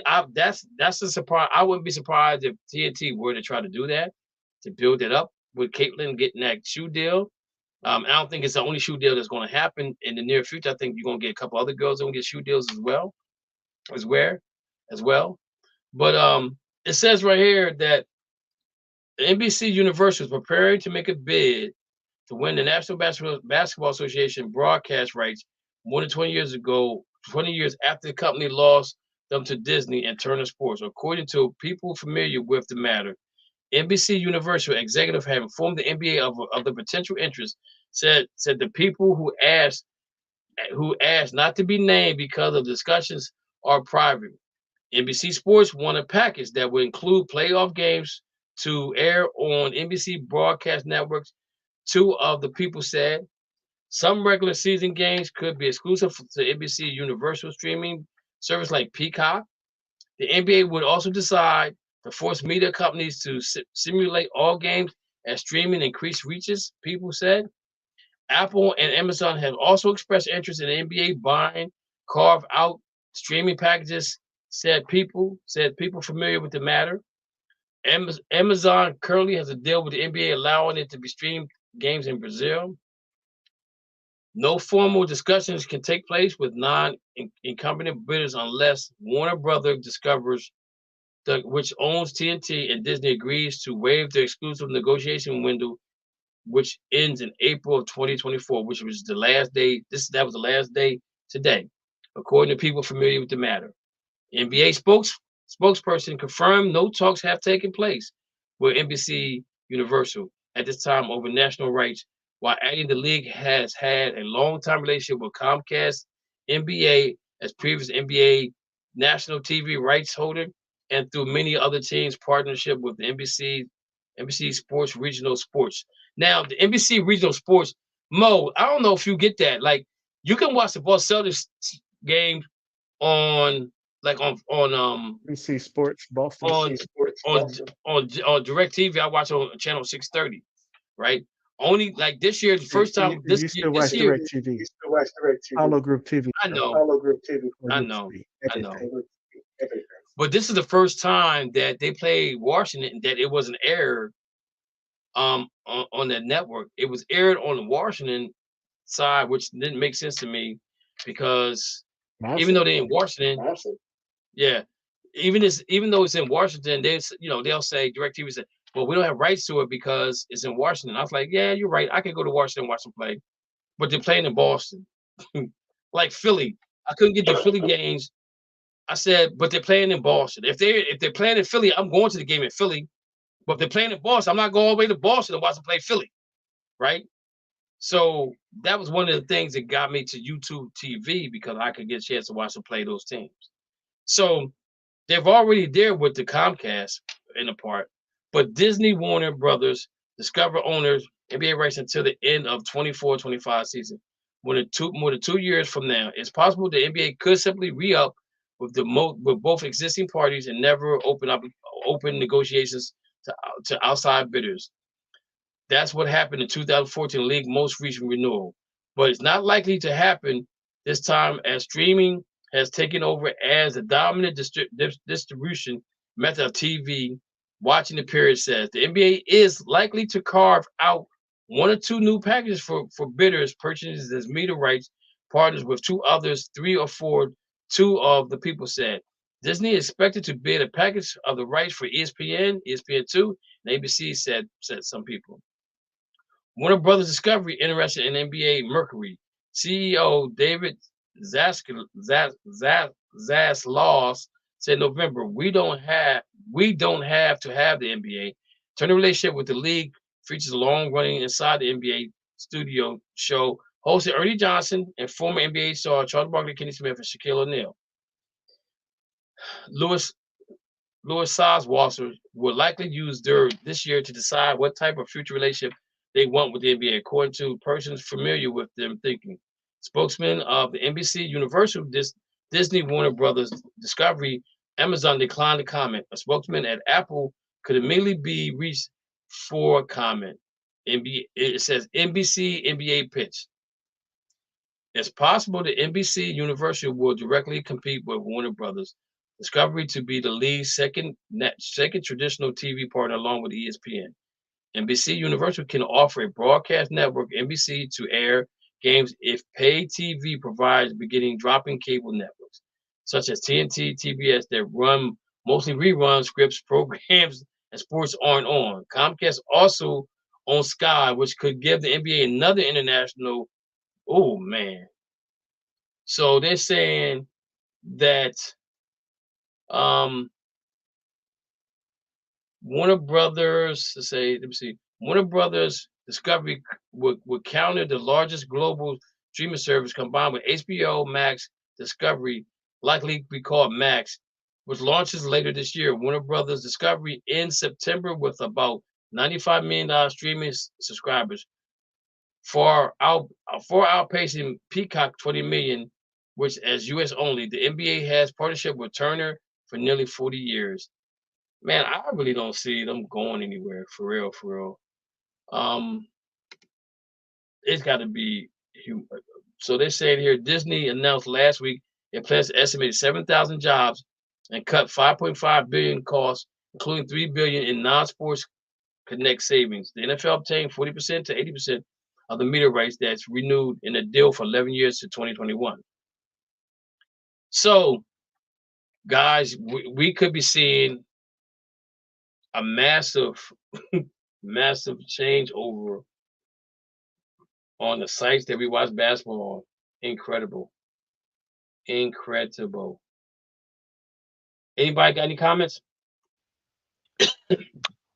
If they do go to NBC, try to put NBA streaming, right in the foot because they're not the NFL. I mean, people would get up at 9 o'clock in the morning on a Sunday morning, 6 o'clock on the West Coast to watch a NFL football game that's played over in Germany. Who would do that for the NBA? And people, the casual fan like me, I could care less if they put them on Peacock or whatever. I don't have the interest to go out and purchase that streaming network just to watch NBA. I would do it to watch the NFL, which I don't have to do, thank goodness. But if I did, I would do it for the NFL, but I would definitely not do it for the NBA. I just think the NBA is looking to shoot themselves right in the foot. But I know what they're trying to do. It's a possibility standpoint, the reason why they want it. So it's not to do anything else but to build up their bottom line. I totally agree with you on that one. I just think it's just out there just to see because I mean, how can they make it? I know there's probably a way to make the NBA better, but I'm not seeing it from my point of view. Like for example, when the NFL went from DirecTV to YouTube, I'm like, how can they make this better? But I like YouTube because now with YouTube, I can watch 4 games at one time. And then if I do picture in picture, I can watch a few games. You know what I'm saying? But I like to stay. I'm the red zone guy. I like to be in the red zone. How it jumps around. But Peacock would have to do something that's going to really make me want to change how I see this. And the thing about it is with football is I play fantasy, so fantasy football gives me opportunity to watch other teams play. Now I did basketball, right? I did have fantasy basketball, but I'm such a diehard Celtic fan. I really don't watch anybody else play. I may watch the Sixers, I may watch the Lakers play, but other than that, I'm not really watching anybody else because they just don't turn me on. You know what I'm saying? So I'm more like a casual fan when it comes to watching all the teams play. When I talk about them, I go to ESPN, I watch highlights, and I can talk a decent conversation with you about that situation. But to watch the whole game is kind of hard. And even now, like I can watch games because it's the playoff games, and I know it's just that one game. But again, with basketball, you got so many teams playing every other night. It's a lot that you've been inundated with a lot of basketball. So Curry, I kind of get what you're saying, and you got to be a diehard fan to really love the game of basketball, to put it on streaming and watch it like that. I don't know if I could either. Matthew, you was about to comment. Yeah, if NBC does decide to get the NBA deal, get ready for them to bring back Bob Costas and that old NBA theme story background before the game start. You're gonna hear LeBron and the Lakers were on the run. Can they make it one more time? Find out in the next 5 minutes. Yeah, Bob Costas, man. I tell you, man, that's something else. Yeah, that would be something. That would be a sight to see right there. Next up, ladies and gentlemen, this is where me and Mo we gotta disagree. The person that's gonna be the face of the NBA. We serious? No doubt. We're not talking about the NFL draft. Yeah, we can. Oh, I didn't see what time it was. I'm sorry. I didn't realize what time it was. And actually, you know what? I was going to make the show a little bit longer so that we could talk about it because I really want to talk about the NBA because the NBA is what's going on right now. So, where we at here? So, Mo want to talk about the NBA draft because I guess NFL draft. I mean NFL draft because I guess the Pittsburgh Steelers got an A-. Nobody got I think maybe one or two teams got a C. Everybody else got an A-, A+, a B. So what's that say to me is that now teams are drafting for needs and not wants, other than the Atlanta Falcons. So real quick about the Atlanta Falcons. People are, in my opinion, well, this is my opinion of why they went after PENIX. And I think that, for one, even though they gave Kirk Cousins a whole lot of money and guaranteed him, they feel like they can win a division with him. They already had a defense, right? Offense, they were just a team that needed a quarterback. And we all felt that was during the season, we talked about that. If they just get a quarterback, they'll be fine, right? And like Raheem Moore said, if they had a quarterback, I probably wouldn't be here right now. So they got Kirk Cousins as a quarterback. But if you get Penix Jr. there, he's going to be there 4 years with a 5th-year option. And you got all the other guys on the offense and the defense that are in a rookie deal. When it comes time to pay them, they can pay them. And they got to worry about the quarterback play. He can be up here playing at a high level, but he's getting paid down here, right? So you take care of everybody else around him, and you keep everybody else around him, and then once they get paid, then 2 years, 3 years down the road where it's time for him to get paid, now he gets paid. And you to me, it makes a lot of sense money-wise. Now, draft-wise, it didn't, because there probably were some things that Atlanta could address further down the line. But I'm gonna say this though. I like the move. It came out of nowhere. Nobody knew that they was gonna do this. But I like that move that they did with him. And hopefully it'll pan out, because everybody else is totally against them as far as what they did. So Mo, you're still a fan. I'm looking at CBS. What's the name? And so let me get down to the Pittsburgh Steelers. That funky yellow and that black and puke it, whatever you want to call that stuff. Don't hate. I ain't hating on y'all. Because your team look like doo-doo. So the Pittsburgh Steelers on here, Pittsburgh Steelers on here, they got a B+. Yeah, so Mo, tell us. So let me read what they said. The Steelers absolutely needed to address the offensive line in the draft. And they did exactly that.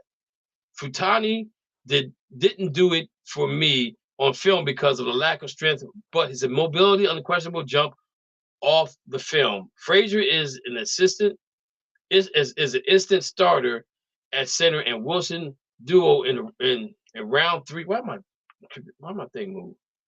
And Wilson duo in round 3 perfectly fills the needs. McCormick feels like a future starter at guard because of his athletic gifts, powers, and awareness. They gave him a B+. So Mo, with the Pittsburgh Steelers, was there a draft pick that you was disappointed in? And was a draft pick that you surprised that they got? And do you really think they took care of all their needs they needed on the team? I was happy with the full draft. There was no concerns on that because they three offensive linemen. They got the best offensive lineman they had on their board. They also took Peyton Wilson, my favorite player from NC State. They also got Roman Wilson, a great wide receiver. Undersized though, so he's not the big wide receiver that they wanted on the outside, especially because they want another blocking wide receiver. But they also got a big cornerback in the 7th round. They got a defensive lineman that can lose the weight, that played at Iowa, that always plays well in the 3-4. So I felt really good with our draft. And we got a starting center, our starting left tackle or right tackle to left tackle. So we hit everything except for slot corner. But there's talk now that we might be picking up a significant playmaker who also has the same also has the nickname as Donkey Kong. Who? DK. Metcalf. Possibility. From Seattle. Yeah. There's talk right now. That's why we restructured. And we're looking for a wide receiver. A big wide receiver on the outside. Matthew, you're a Seahawks fan. You hear anything about this? Lightly, it's getting out there, but not to the top heads of the Seattle Sports Network yet. But we'll just play wait and see where it goes. Because usually every season we got teams that we do talks with to try and get draft picks or their top player, or they try to get one of our top players. Usually there's talks for about a few weeks, but other than that, we'll just play it out and see what happens. Okay, so since we're on Seattle, we're looking at Seattle Seahawks. It's a scattered draft. Here is from Seattle. Murphy was finest, most explosive rusher in the class with a run-stopping prowess. Haynes is a rocket at guard, an ideal guard frame with length. Barner has a dynamic movement skill and reliable hands to be a better pro than he was in college. Lamea is another massive masher on the interior. James' feet are lightning quick, and he plays the ball aggressively on a routine pass. So Matthew, with Seattle, what do you think? You guys had eight? You had 1, 2, 3, 4, 5, 6, 7, 8 draft picks. Do you think there was a reach for somebody, or you was really happy with the draft? I was really happy with the draft. I'm very surprised how much O-line we got, and that really made me happy the most, because O-line is something that Seattle has had trouble with injury prone, with their veteran O-line. So the fact that we drafted 3 people off the O-line is very impressive, and I'm very surprised we picked up Byron Murphy, because with the defense right now, it just got an upgrade. Not a big upgrade, but a good enough upgrade to where the defense might be on a watch out for him, depending on the middle of the season. Other than that, I like the cornerback pickup from Auburn. That means more depth in that point. But other than that, I'm very happy to see what this Seahawks O-line does, because we did pick up Haynes Lamoille in a tiny college player out of Findlay, Ohio, from the Findlay College, and Mel Kiper Jr. brought him up because he's a big time offensive line player who he believes should be in D1, not down in the NAIA D3 level. So the fact that we're getting that information from him, I'm expecting this O-line to be top-notch and fixed for Geno this year at some point.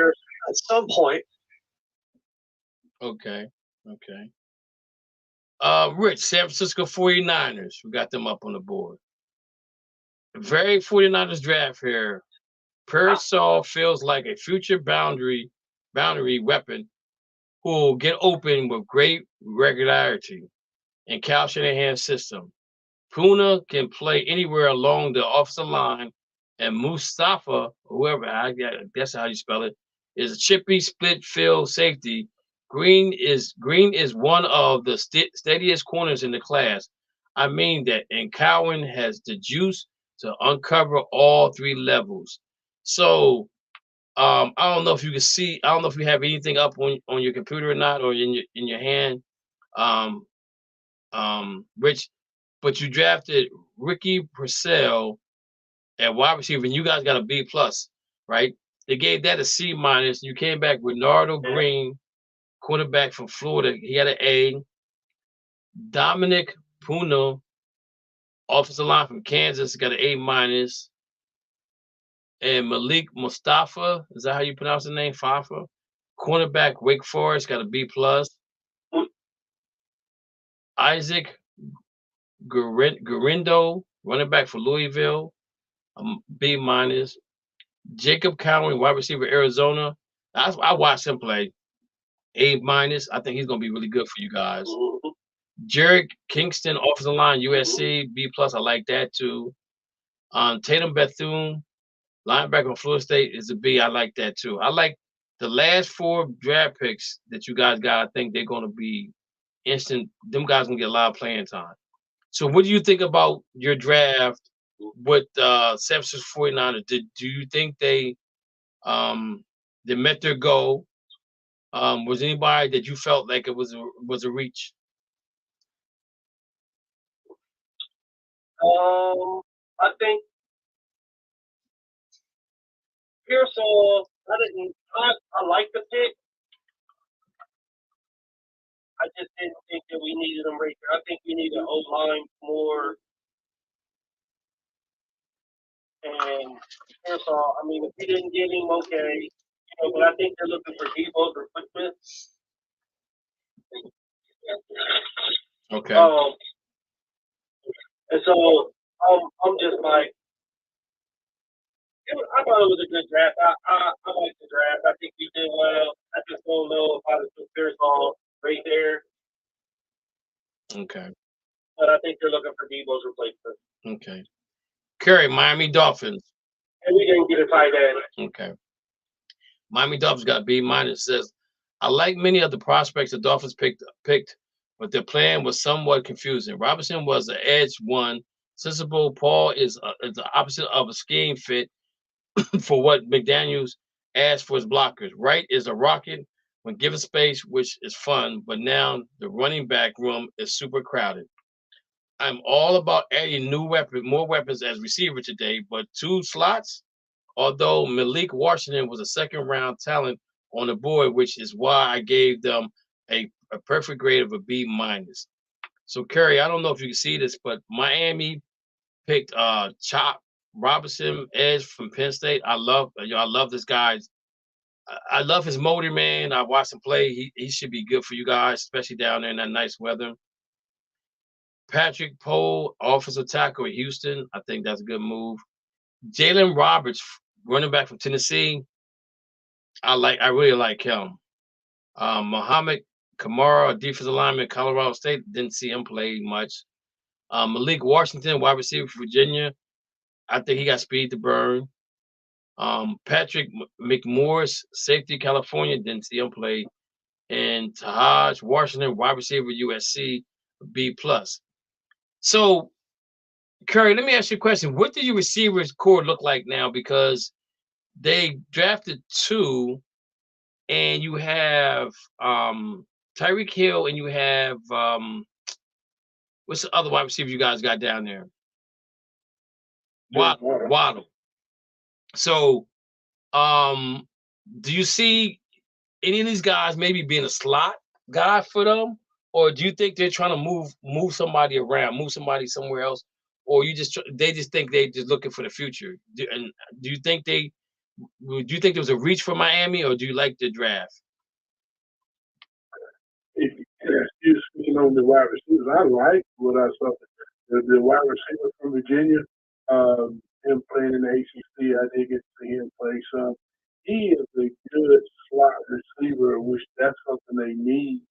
And I think adding that tight end that came from Atlanta, I think that's going to help that middle of the field because you can't just continue to throw downfield to Tyreek Hill and Jalen Waddle.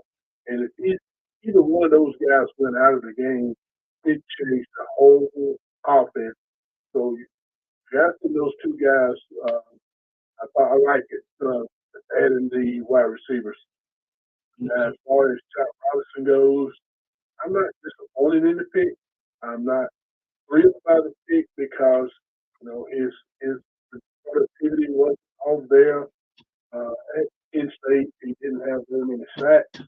And as the edge rusher, you want somebody that has produced several sacks from the collegiate level because I don't know that he's going to get 100% better by going from that level to the pro level, which he could.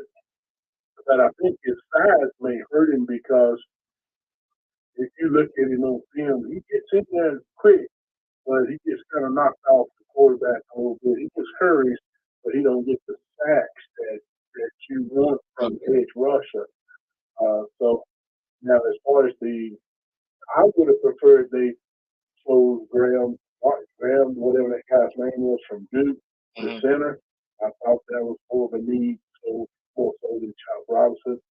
Now, as far as the running back room goes, I like that guy from Tennessee. He had a bunch of runs for over 70 yards. So he's a speed guy. So when you got speed guys, they tend to get nicked up a lot. You know what I'm saying?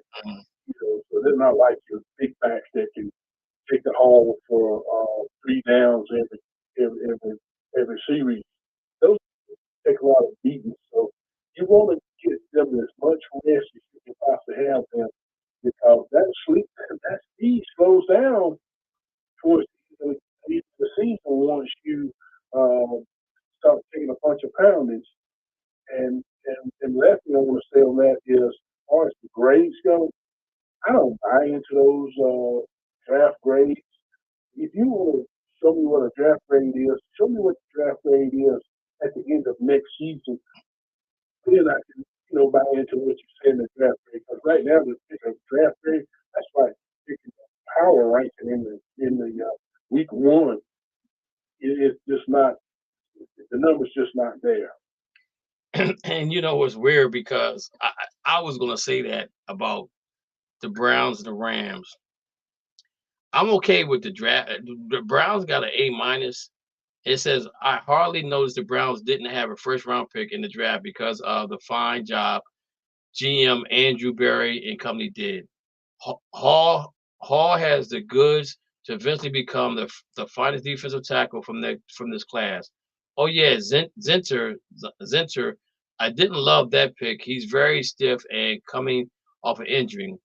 After that, Thrash was spectacular at Louisville at all 3 levels because of his twitch, route running, nauseous, and run after catch creativity. Watson is a tower of a ball linebacker who rarely misses a tackle in the box, and Harden is a magnificent athlete who can outplay his draft position. Briggs has an athletic frame and penetrating style, sneaky good class for the Cleveland Browns. They got an A-.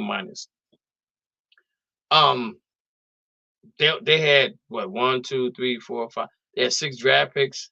They didn't move. I don't think they moved anywhere to get anything. So again, with me, I don't believe in grading them. I want to grade them at the end of the year or when the 4 years is up to see where they are grade wise when they come back and say let's look at the draft again and let's see how these guys have done. And for the Rams, who had 1, 2, 3, 4, 5, 6, 7, 8, 9, they had 10 draft picks. It says Les Snead is one of the most underrated GMs in the NFL. He proved that again with this draft. The Florida State duo, the first 2 picks, spectacular, older but instant impact types. Neither Corum or Kitchens are premier athletes. They just handle their jobs at a high level. Jackson has some upside as a thick but sleek edge rusher, and Davis is one of the premier running stopping defensive tackles in this class. Oh, and Limner eventually started giving the time destroying worlds in the SEE as explosive, powerful pivot. Now, only thing I can say about the Rams is that I'm really shocked that out of this draft, they drafted, if I'm not mistaken, oh no, they did draft a wide receiver in the 6th round. But before that, everything was defense. So to me, and they got a B+. But for them to go on the draft and they drafted a running back, the running back from Michigan, I think is going to be really good. The wide receiver from Texas, I really didn't pay attention to him playing at all. I got to go look at some film on him. But for them to, and they got 2 offensive linemen at the end, but everything else was defense. To me, that just shows you how much that Aaron Donald helped that team out as a defensive lineman. That they concentrated definitely on defense because they knew that they needed to find somebody to. I think they had somebody to replace him, but somebody else that can help fill the gaps of what he did as far as being double teamed, where somebody else could get to the ball. So that just goes to show you how impressive to me that Aaron Donald was, because they definitely went defensive heavy. Now they definitely need a kicker in this guy. Cardi, I'm definitely gonna look at his film and see what he looks like. I'm everybody else I'm okay with, but I'm definitely gonna look at that wide receiver from Texas, and I'm gonna look at the kicker and see what they got. So now defensive coordinator they have, he got some tools to work with. Offensively, I think they're gonna be okay. If everybody stay healthy. There was talks about them going down to get PENIX. And they didn't do it because Atlanta did what they did do. I get why Atlanta did. I'm not saying I agree with it, but from the money part of it, it makes a lot of sense. Because if Kirk gets hurt, they can still pay whoever they got to pay because they got money they don't have to spend on the quarterback. So that's kind of how it went. I want to look at the Cowboys real quick. Hey, Kevin. Yes. On that Atlanta year, what's confusing with me is that you pick a quarterback that you want to sit behind your starter for 2 years. Why would you do that in the 1st round? Why wouldn't you pick somebody in the 3rd or 4th round that you want to develop? Because you're just wasting a talent, a 1st round pick. And then you got to give him a 5th-year option by picking him in that 1st round. I would have just, the pick doesn't really make a whole lot of sense to me, other than you might bank it on Kirk Cousins getting hurt. But if you think he's going to get hurt, why did you pay him all that money to begin with? And that's the question that everybody was asking is, they said Kirk Cousins. I disagree. They said Kirk Cousins got upset about this draft pick.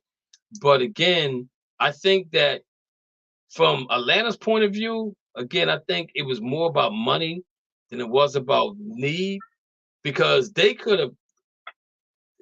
They must have knew that somebody else was going to try to get him, and that's why they did what they did. Because there was rumors that he was still out there, and there's people that's going to get him, like Bo Nix, right? Nobody really was trying to go after him at all, right? But PENIX's name kept coming up, and I think that like even with JJ McCarthy, he came up, because they said that he's going to be a good quarterback. He has all the potentials to be a pocket passing quarterback, and we know again from every Super Bowl we watched, pocket passing quarterbacks have been the ones that won Super Bowl, not the ones that run all the time. So the PENIX thing kind of, I scratched my head to it, but then once I was listening to one of the analysts talk, he's like, "Yo, they could have got him at a later time, but I don't think they could have, because I think somebody would have came and got him." But again, I think that they feel like there's this insurance policy on Kirk Cousins. You know, if he gets hurt, then you got this guy that can step in. And again, you got Bijan and all the other guys that's about to get paid, and you can take care of them. You ain't got to worry about the money for the quarterback, because for the next 4 years, he's on a rookie deal. So you can be able to spend the money that you want to spend and splurge on who you want to splurge on without worrying about him. And then when his contract comes up, his contract's the only one you really got to deal with, actually, if he produces like they think he can. But Rich, you go ahead, Rich, you had a comment? Yeah, I'm just thinking about Aaron Rodgers and Brett Favre. Brett Favre played 4 more seasons before Aaron Rodgers took the field. And Aaron Rodgers hit the ground running. Second year in, Super Bowl. I'm not saying that PENIX is Rodgers' talent, but just saying if he's sitting behind Kirk Cousins for the next 2-3 seasons, when he comes in, he should be ready to go. He knows the offense. Mm-hmm. He knows the players. He knows the personnel around him. Like, it's just more to it for me than just making a pick and wasting a pick. Mm-hmm. Because they did the same thing with Aaron Rodgers. He came in and stacked. And they did the same thing with Jordan Love. So remember when we talked about that before? I was like, why don't more teams do what the Green Bay Packers are doing? So I think that Atlanta Falcons took a page out of their book and said, "Yo, we're gonna try this to see how it works. What do we have to lose?" You know what I'm saying? Because they didn't have a lot of draft picks. They didn't have that. Let me see what Atlanta had. They had 1, 2, 3, 4, 5, 6, 7, 8. They had 8 draft picks. Now, what they're saying here is there's no right way to build a team unless such say by drafting philosophy doesn't jive with the Atlanta Falcons GM Terry Fontenot. And that's fine. The PENIX pick makes my heart hurt in a sizable trade up for a defensive tackle in round 2. Don't get me wrong.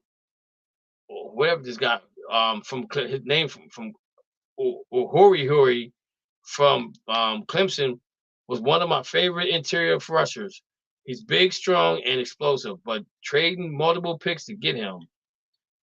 Trice and Dorless have a distant possibility to become 2 of the best value selections from this class. They're so diverse in how they can get to their quarterback from their respective positions, and Dorless can align anywhere. Bertrand is heady, but misses too many tackles for my liking, and Washington is a flexible back shoulder type and no cornerback. And they got a C. I think they was the only team that got a C, actually. I know nobody got a D, you know what I'm saying?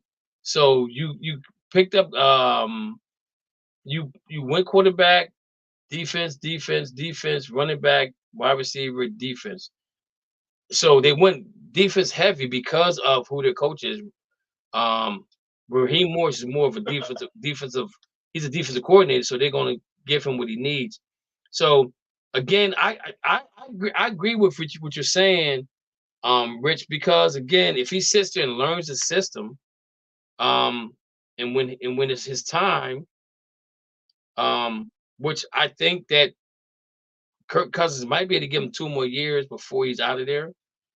And he's not going to. Kirk Cousins is not going to be able to play. He probably won't play a whole year. He's going to get hurt at some point in time. So PENIX is going to get an opportunity to play, and then they can see what they got with him. And I guess they said it's a win-win or a loss win for them, because they feel like defensively they can handle the business in that division where it's up in the air right now. And they have Atlanta favorite to win the division, even with the draft picks they did going forward. So this is going to be really interesting to see how this thing pans out. I hope he does well. I like the kid. I was hoping that the Rams would have moved up and got him, because I'm not too confident in Bennett and Bennett Stinson from Georgia as a backup for the Rams. I'm just not. When they don't let when a guy leaves for a whole season and they keep it on the wraps, that means he has some kind of addiction problem too. And I think it's alcohol, to be honest with you.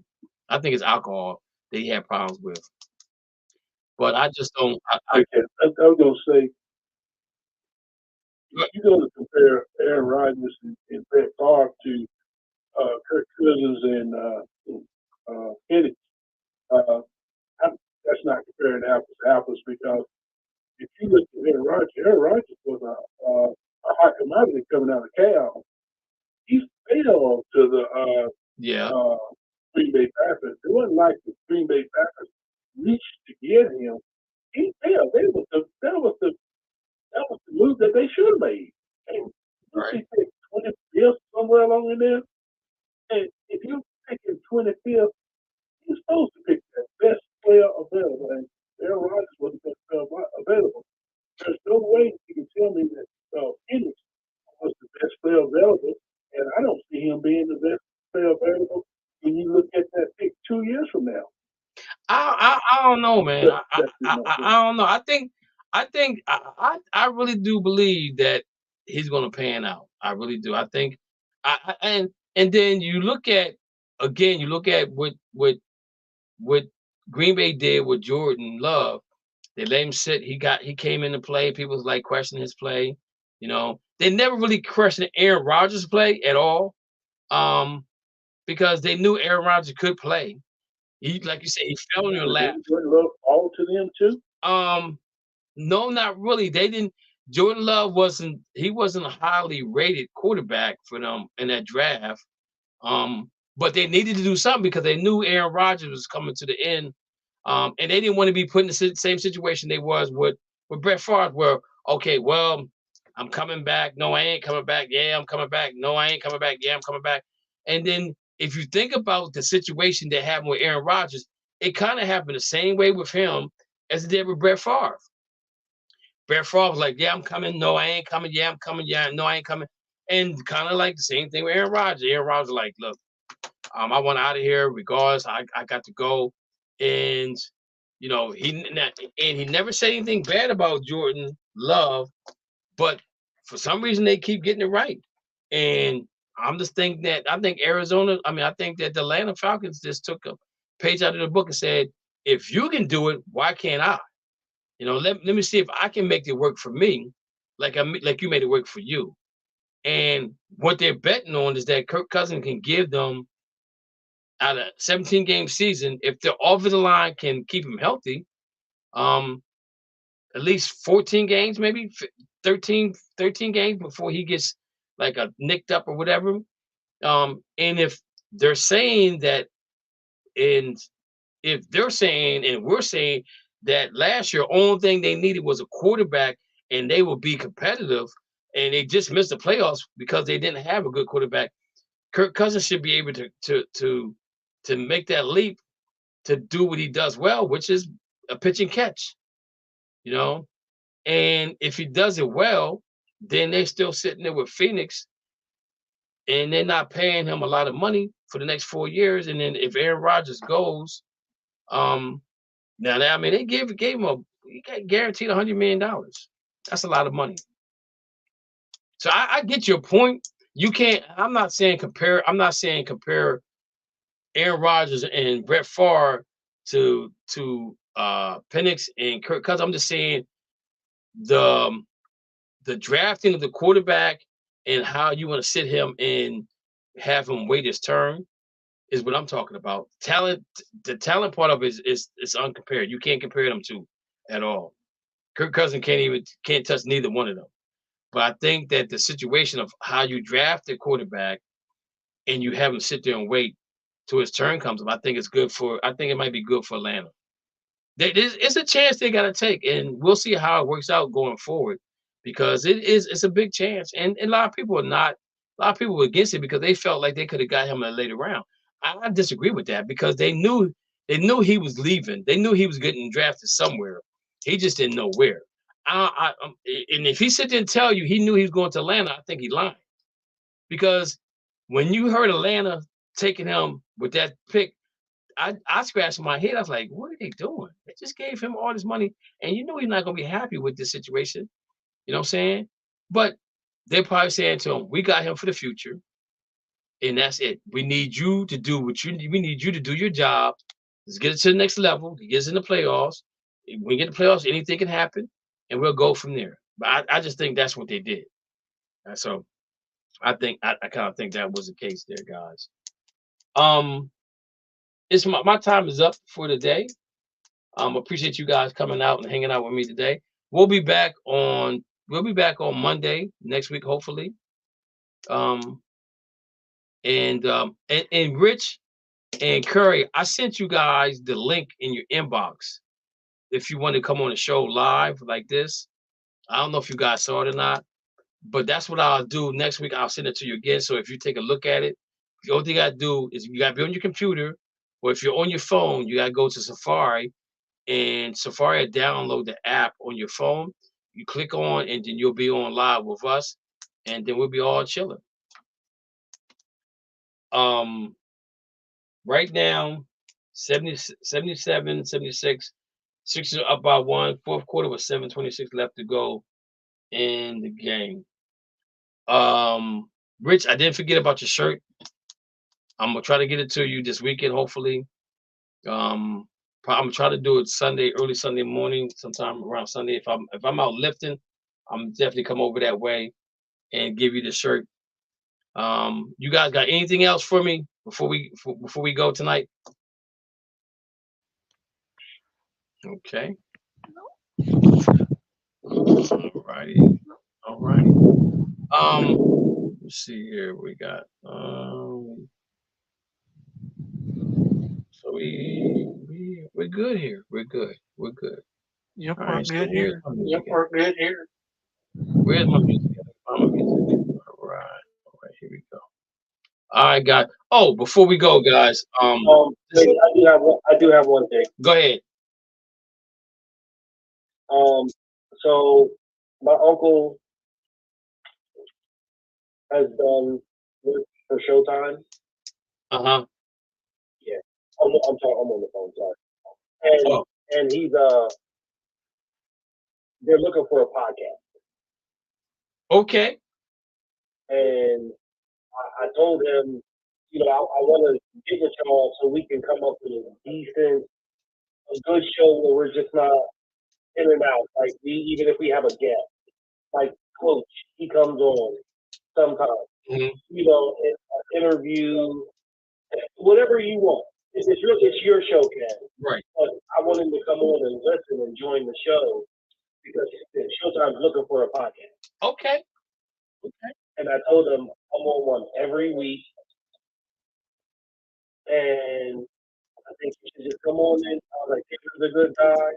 Will's a good guy. I forgot about Dana. Matthew. I'm sorry, Matthew. I did forget. And Dana's only been on once since I've been coming on the show.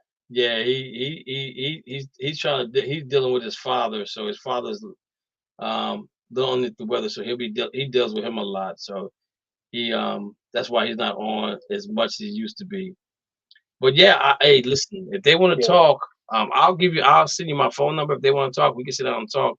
Because the guy that I talked to before, we've been playing phone tag, and hopefully I can get in contact with him tomorrow as well, just to see what he got to offer. But yeah, I'm open to anything, man. Anything that can make us go to the next level, I'm down with that. And that's what I told him. I was like, if you go to the Facebook page, there's tons of people on it. Yeah. Like they're just not on the podcast. Yeah. And StreamYard, we just need to. And StreamYard did something so that I can't even get.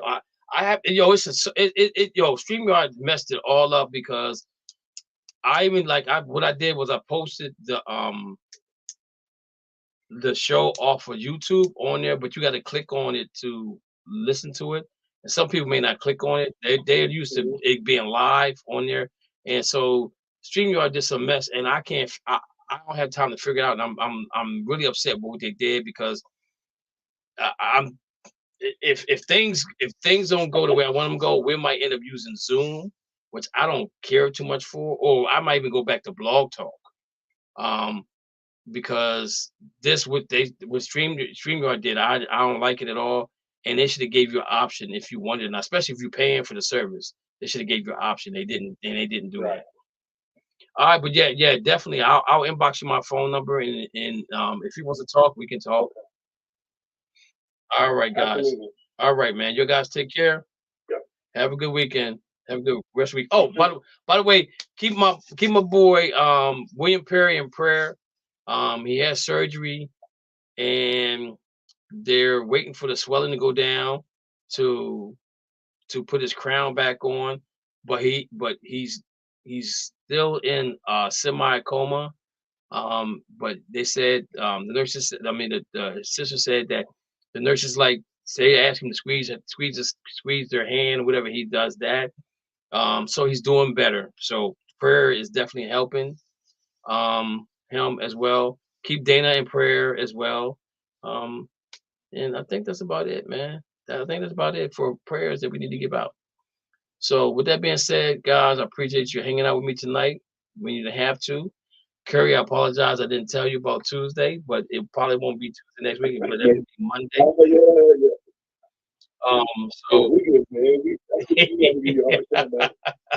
Yeah. All right, guys, man. Y'all take care, man. And y'all have a good week. Thank you for listening to the Just Us Sports Talk Show.